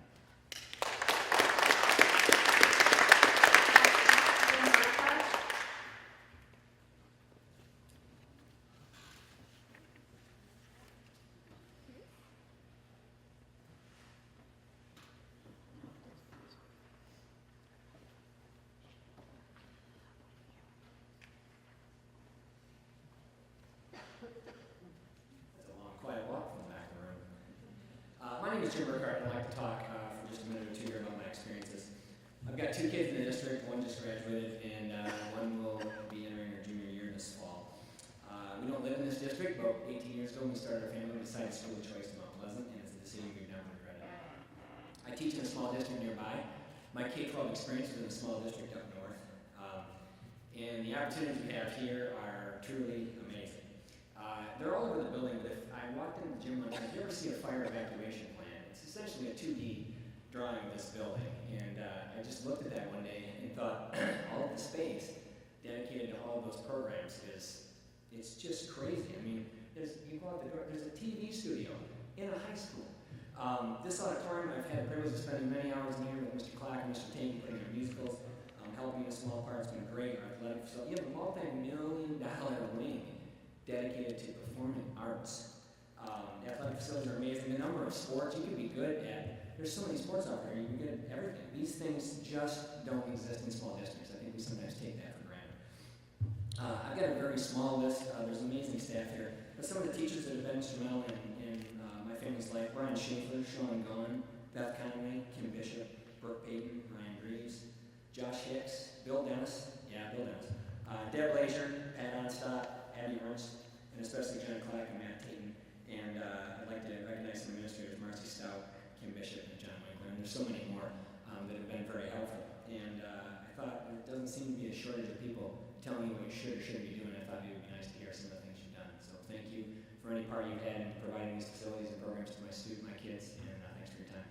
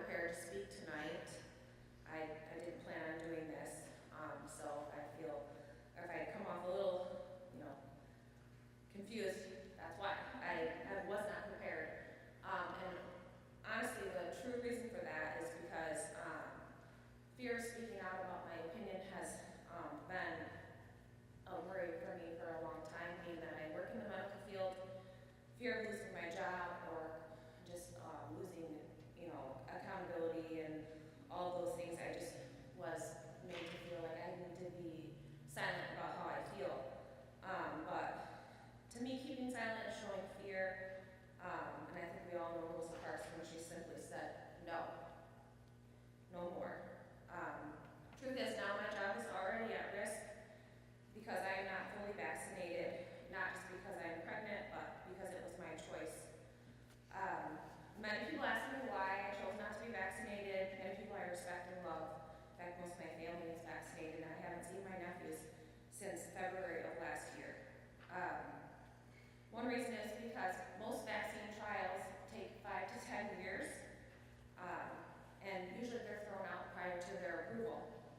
because they fail. We all know that this vaccine did not go through those trials. It was approved in a state of emergency. Secondly, informed consent means you're informed of the risks versus the benefits, and no one knows the risks because it's brand new. No one knows, not the doctors, not the scientists, not anybody. And also, a part of informed consent is the consent part, which it doesn't involve bribery, it doesn't involve fear and threats, which that's what's being done in healthcare facilities right now. We're all here because, well, not all of us, but a lot of us are here for the mask mandate. There is scientific proof that ordinary masks do not protect you against most viruses, including COVID. Where I work, we are required to wear an N95 with anybody who has known COVID or suspected COVID. And the N95 masks, we are enforced to have yearly fit testing on these masks. And if you don't have those testings, you are not allowed to care for these patients. There is such a thing as natural immunity. It does exist, and it is what is best. I have a 2-year-old son who goes to a daycare, but please wrap up your comments. it is a Mount Pleasant Public School daycare. He comes home with a soiled mask. It's undoubtedly full of bacteria. It's disgusting, and it's honestly a form of abuse to try to enforce my 2-year-old child to wear this mask. I work with hundreds of nurses, techs, pharmacists, You've had your 3 minutes. Please wrap up your almost comments. done. That they don't want the mandate. There's more than just science behind all of this. It's more than just politics and race and everything else that people are saying. Is it really about our kids? Or is it more about everybody else? We all know that kids aren't at high risk of death for this. They're not the ones at risk. It's everybody's worried about, well, if the kids infect me. That's really what it comes down to. You've had way over your 3 minutes. Please wrap up your comments. Furthermore, I really have been told to be silent for too long, so that's kind of frustrating to me. But I Please get wrap it. up your I get comments. that You've had way over you're your on 3 a time minutes. you're on a time constraint. I understand. But I have showed up in the front lines. I work in the ER. That's most of my experiences in the ER. So I take care of your kid, your mom, You've had over your 3 minutes. your Please wrap up grandmother, your comments. your neighbor, your teacher, your coworker, your friend. I take care of them all when they come in, regardless of their symptoms. And I've done it this whole time. And I'm safe. I've not been vaccinated, and my Please family wrap is up your safe. So, thank you for my time.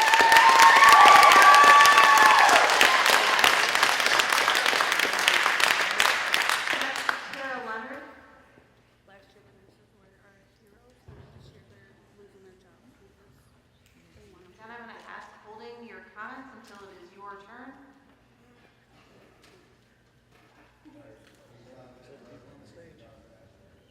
Hi, I'm Tara Leonard. I'm from Mount Pleasant. As you all know, I usually don't prepare anything to say when I come up here, so it just comes to me when I get up here.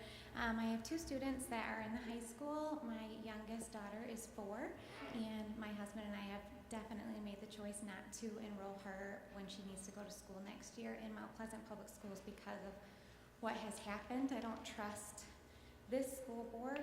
I guess I wonder why the survey was sent out asking parents what they thought and what they wanted for their children when you weren't going to follow anything that came from the survey. 68% said no masks, 201 comments wanted back to normal, whatever that is, and that was just completely ignored. And then I will quote what Ms. Pinkel said at the last meeting. We know what's going to happen if we strongly recommend and don't mandate. We're going to have, I would guess, less than half kids with masks, and it's going to all come from what happens at home and what they hear at home, and I don't feel comfortable with that.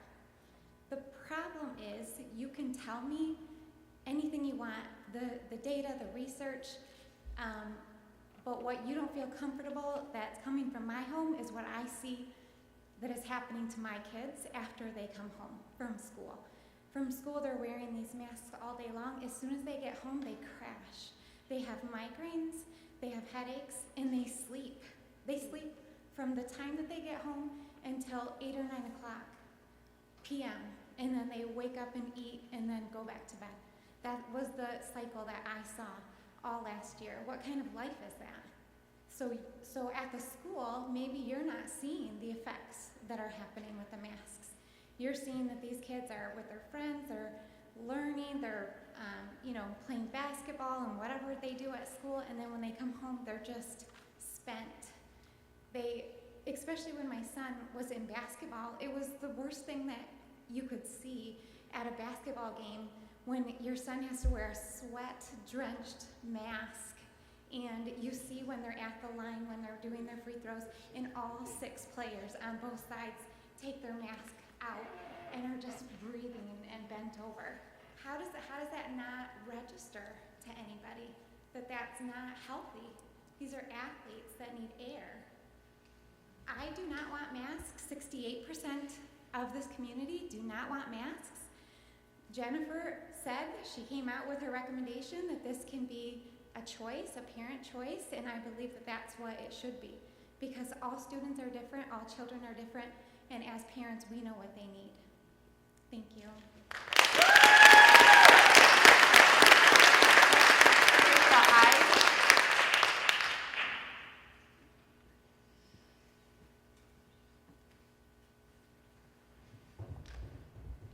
Hi, my name is Trisha.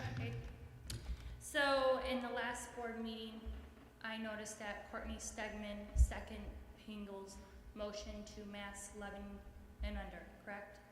I think we can all agree on that. It's on video. I do have proof of her child, Teddy, going to the daycare of Children's Learning Center, not wearing a mask when it is recommended there. I have pictures right here on my phone. And he's not wearing a mask, nor other children.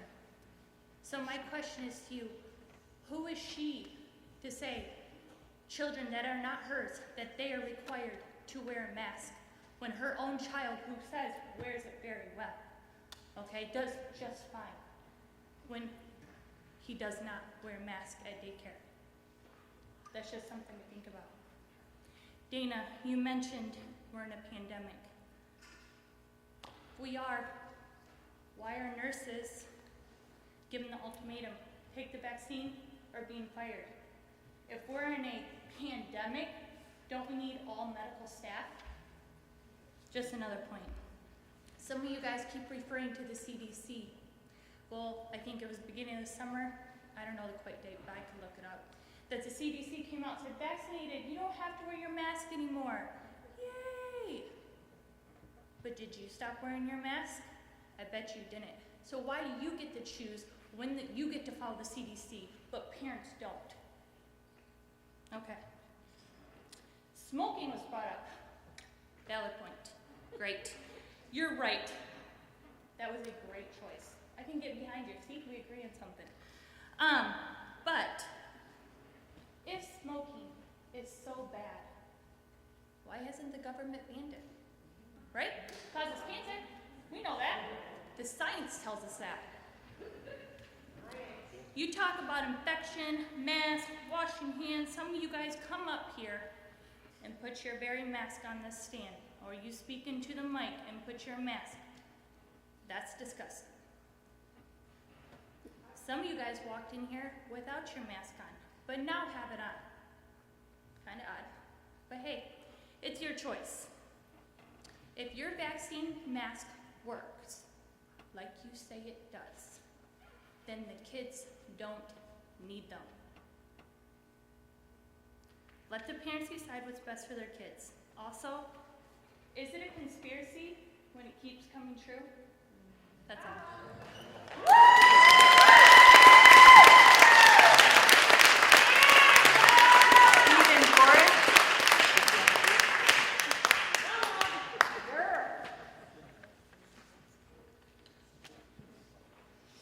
Stephen Gorich, I'm sorry if I'm pronouncing that wrong, G-O-R-S-I-C-H. Gorsuch, thank you.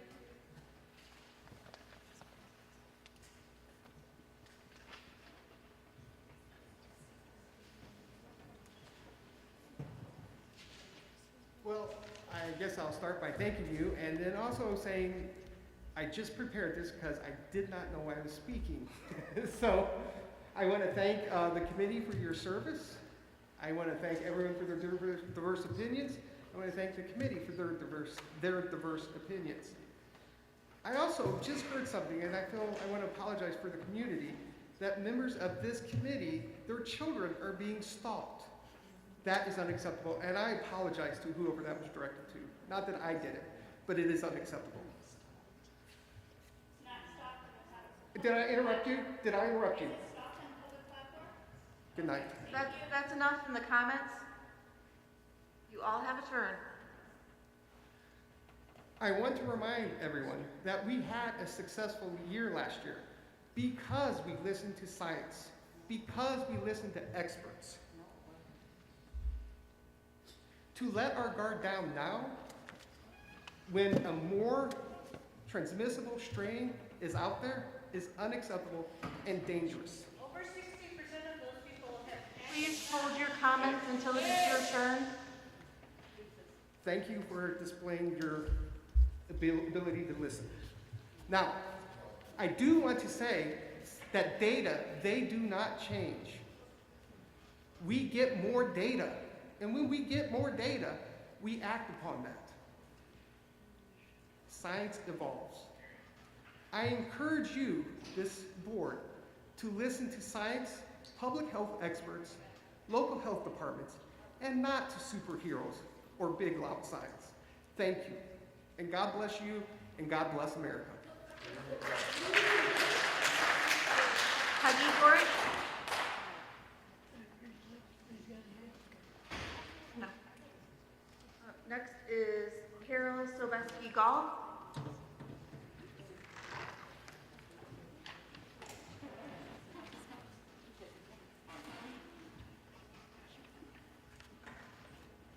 Good evening. I'm Carol Sobieski-Gall. I live in Lincoln Township in the Mount Pleasant School District.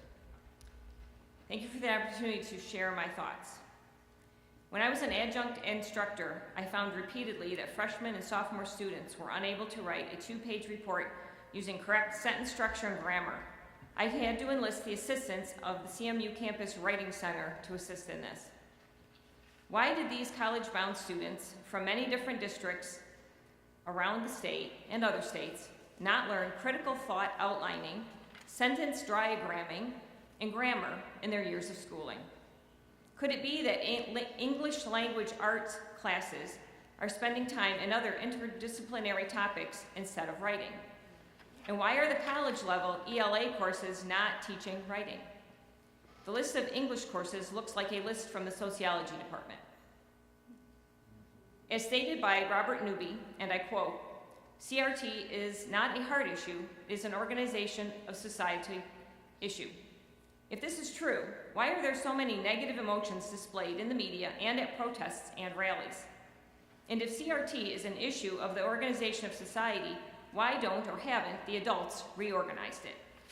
Why are we asking children to be responsible for the organizational structure that was created hundreds of years ago when their ancestors were still living somewhere in another country? Why are we waiting until our children grow up and are in leadership to make the changes? Why can't we do it now? When my daughter was in high school, she spent a week in inner city Detroit as part of a mission team with a local youth group. Years later, she still draws from that experience. She witnessed the plight of the children as she worked one-on-one with them.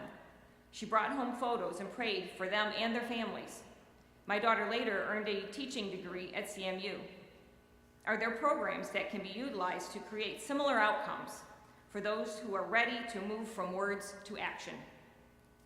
Is the focus on criticizing the organizational structure creating division? What positive advancements have been made that could be focused on that might create unity? What is the necessary focus to equip our students to live in harmony and unity in this great nation where our Declaration of Independence states that all are created with equal rights, which was later amended to specifically include women and men of all races? If the focus was on ensuring those rights, we would have unity. Thank you. Next is Michael Heitman.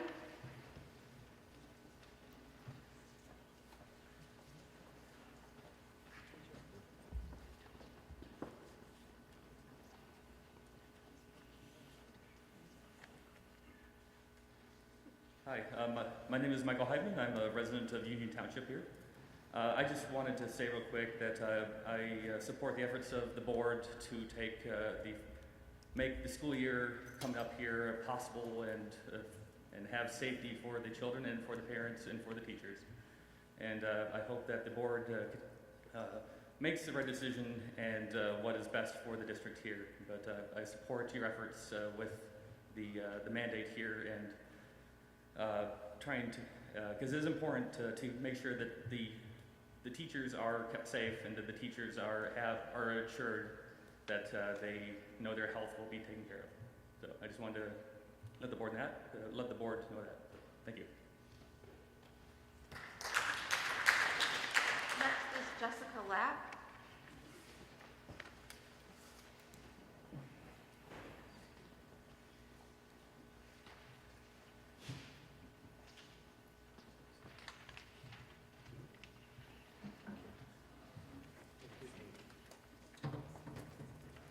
Hello, my name is Jessica Lapp. I'm from Union Township, and I have a son at the high school.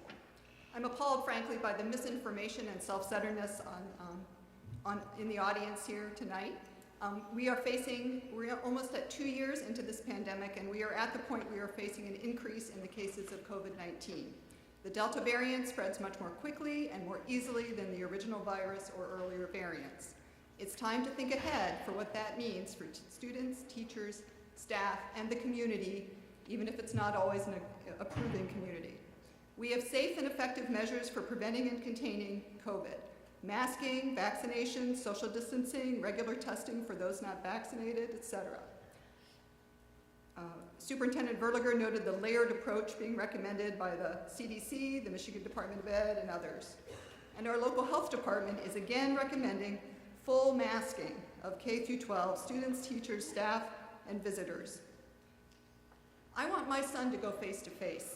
It is simply better for him and other students educationally. My child is vaccinated and not likely at risk of dying from COVID, but there have been breakthrough infections for those who are vaccinated. I got tested last week because I had COVID symptoms. Luckily, the tests were negative, so it was some other virus. COVID is far from over. The vast majority of people sick and dying from COVID are unvaccinated. Florida is having a tremendous outbreak right now with something like 26,000 positive tests in one day. So please help us all, and especially those who are unable or unwilling to protect themselves or their children during this pandemic, by following the recommendations from our local health department, the Centers for Disease Control and Prevention, and the American Academy of Pediatrics for safer ways to open schools this fall. Thank you. Xantha Karp.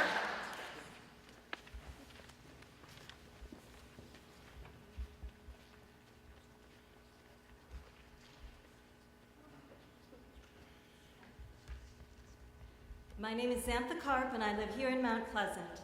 I'm a parent of 2 amazing kids in the Mount Pleasant school system, and like all of the other parents here, I am deeply concerned about their health and well-being. First, I want to thank the board members for all of their time and energy that they continue to put into this process, especially those that are doing so under fire. My core message is this: the Delta variant is more dangerous than anything we saw when school was in session last year. The last thing we want to do is weaken any safety measures that were in place then. My nuclear family has fortunately remained healthy, but here are a few ways that COVID has touched my life. My best friend from childhood lost her father to COVID. A little girl that I know indirectly was in an induced coma in a hospital for several months struggling with COVID. When she finally recovered, she learned that neither her father nor her grandfather survived their battles with this disease. Finally, a family friend who contracted COVID in spring of 2020 has been in and out of hospitals dealing with incredible pain. It took months to get her life back together, and she still has ongoing issues. Our kids deserve to be protected from these types of outcomes. Since the board last met, we have learned much more about the Delta variant of the coronavirus. As we've heard, both the CDC and the American Academy of Pediatrics are now recommending masking for everyone in a school setting. They say masks are vitally important to keeping schools safe and open this year. To quote from their website, the American Academy of Pediatrics recommends universal masking because masking is proven to reduce the transmission of the virus and to protect those who are not yet vaccinated. The debate reminds me about another debate that has already been mentioned tonight, smoking in public. As the data accumulated that secondhand smoke causes real harm, we decided that the rights of the community to be able to go public places free from the dangers of secondhand smoke outweighed the rights of individual smokers to be able to light up in public places. Within their own homes, people still have the right to make their own choices. The masking question seems very similar to me. It's unquestionable that there will be kids at school who will have COVID and either be asymptomatic or their symptoms will not yet have developed. The other students have a right to have their exposure minimized. A masking requirement for everyone at all grade levels is a straightforward and effective way to protect the health of the entire community. Students and teachers are used to this policy from last year. Please don't weaken these protections now, as they are needed more than ever. Thank you.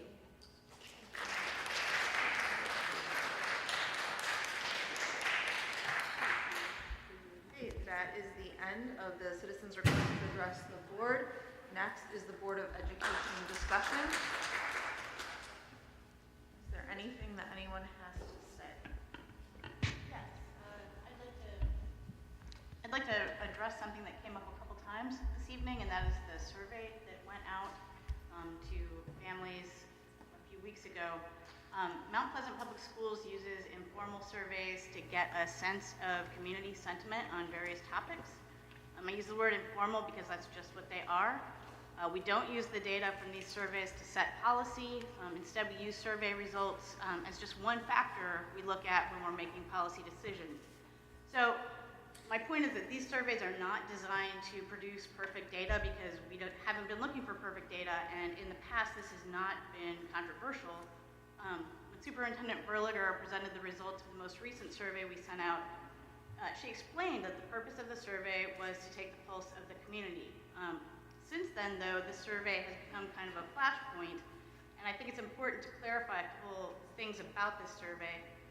First, anyone who had a link to this survey could take the survey. So if someone shared the link on social media, regardless of whether they're in our district, they could take the survey. Like if people outside the district found the link on social media, they could take the survey. Second, there's nothing preventing the same person or the same household from completing the survey multiple times, and there's some evidence that happened. Why do you do that? Because of the attention this survey has been receiving, we took a closer look at the data, and there are definitely some statistical anomalies that suggest that people were responding to the survey more than once. So again, we don't typically use these surveys to set policy. We use them to just get a sense of what's going on in the community, what the community thinks. So that's how we approached it this time, but I'm pointing these things out because I think people need to know a little more granular detail about the survey when they're deciding just how significant that survey was and how much it should shape our policies. Thank you. Is there anything else that the board would like to say at this time? I do. Thank you, Jessica, for sharing this with us. I wanted to let everyone know that, as you may have heard in some of the public comments, there is a recall petition hearing meeting that is happening this week. It's on August 4th at 3 p.m. in the Isabella County Board of Commissioners room, which is located on the second floor of the Isabella County building. I think so, and yeah, there's 3 of us that will have a hearing commission at that point. That is Amy Bond, Courtney Stegman, and myself. And so you may join. We learned quite a bit last time. There's about 50 seats available in the room, just so that you know. And if there's an overflow, there's space in the hallway with the hearing broadcasted. Thank you. Is there anything else? I'd like to make a comment on the appreciation that I have for the staff, especially the staff in central office. This has been an extremely challenging time and very inappropriate things have been said. We appreciate the work and your commitment to our children and the sacrifices that you and your families have been making because of those behaviors. And so I just wanted to say thank you on behalf of the board, myself, and many of the community for all the abuse that you've been taking and the professionalism that you respond to that. Thank you, Central Office, and I hope that this behavior becomes more appropriate and not so terrible, especially now that the schools are open. So we have staff who are coming back, and so they are also being seen as targets. And I think that I'd like to encourage the community not to target them. These are conversations at the board level, and it's their responsibility to carry out those decisions of the board, and so focus it on us, much like the retaliation against several of the board members who've been recalled multiple times within a couple of weeks. Thank you for what you've done, and thank your family for their support and their bravery in this process. We're sorry that this has happened, but we want to let you know that we are valued.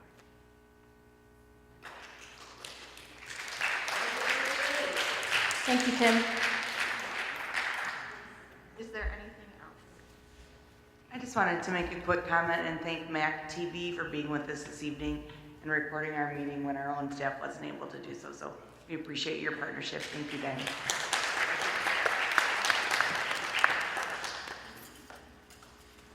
Anything else? Not seeing anything, I call this board meeting adjourned.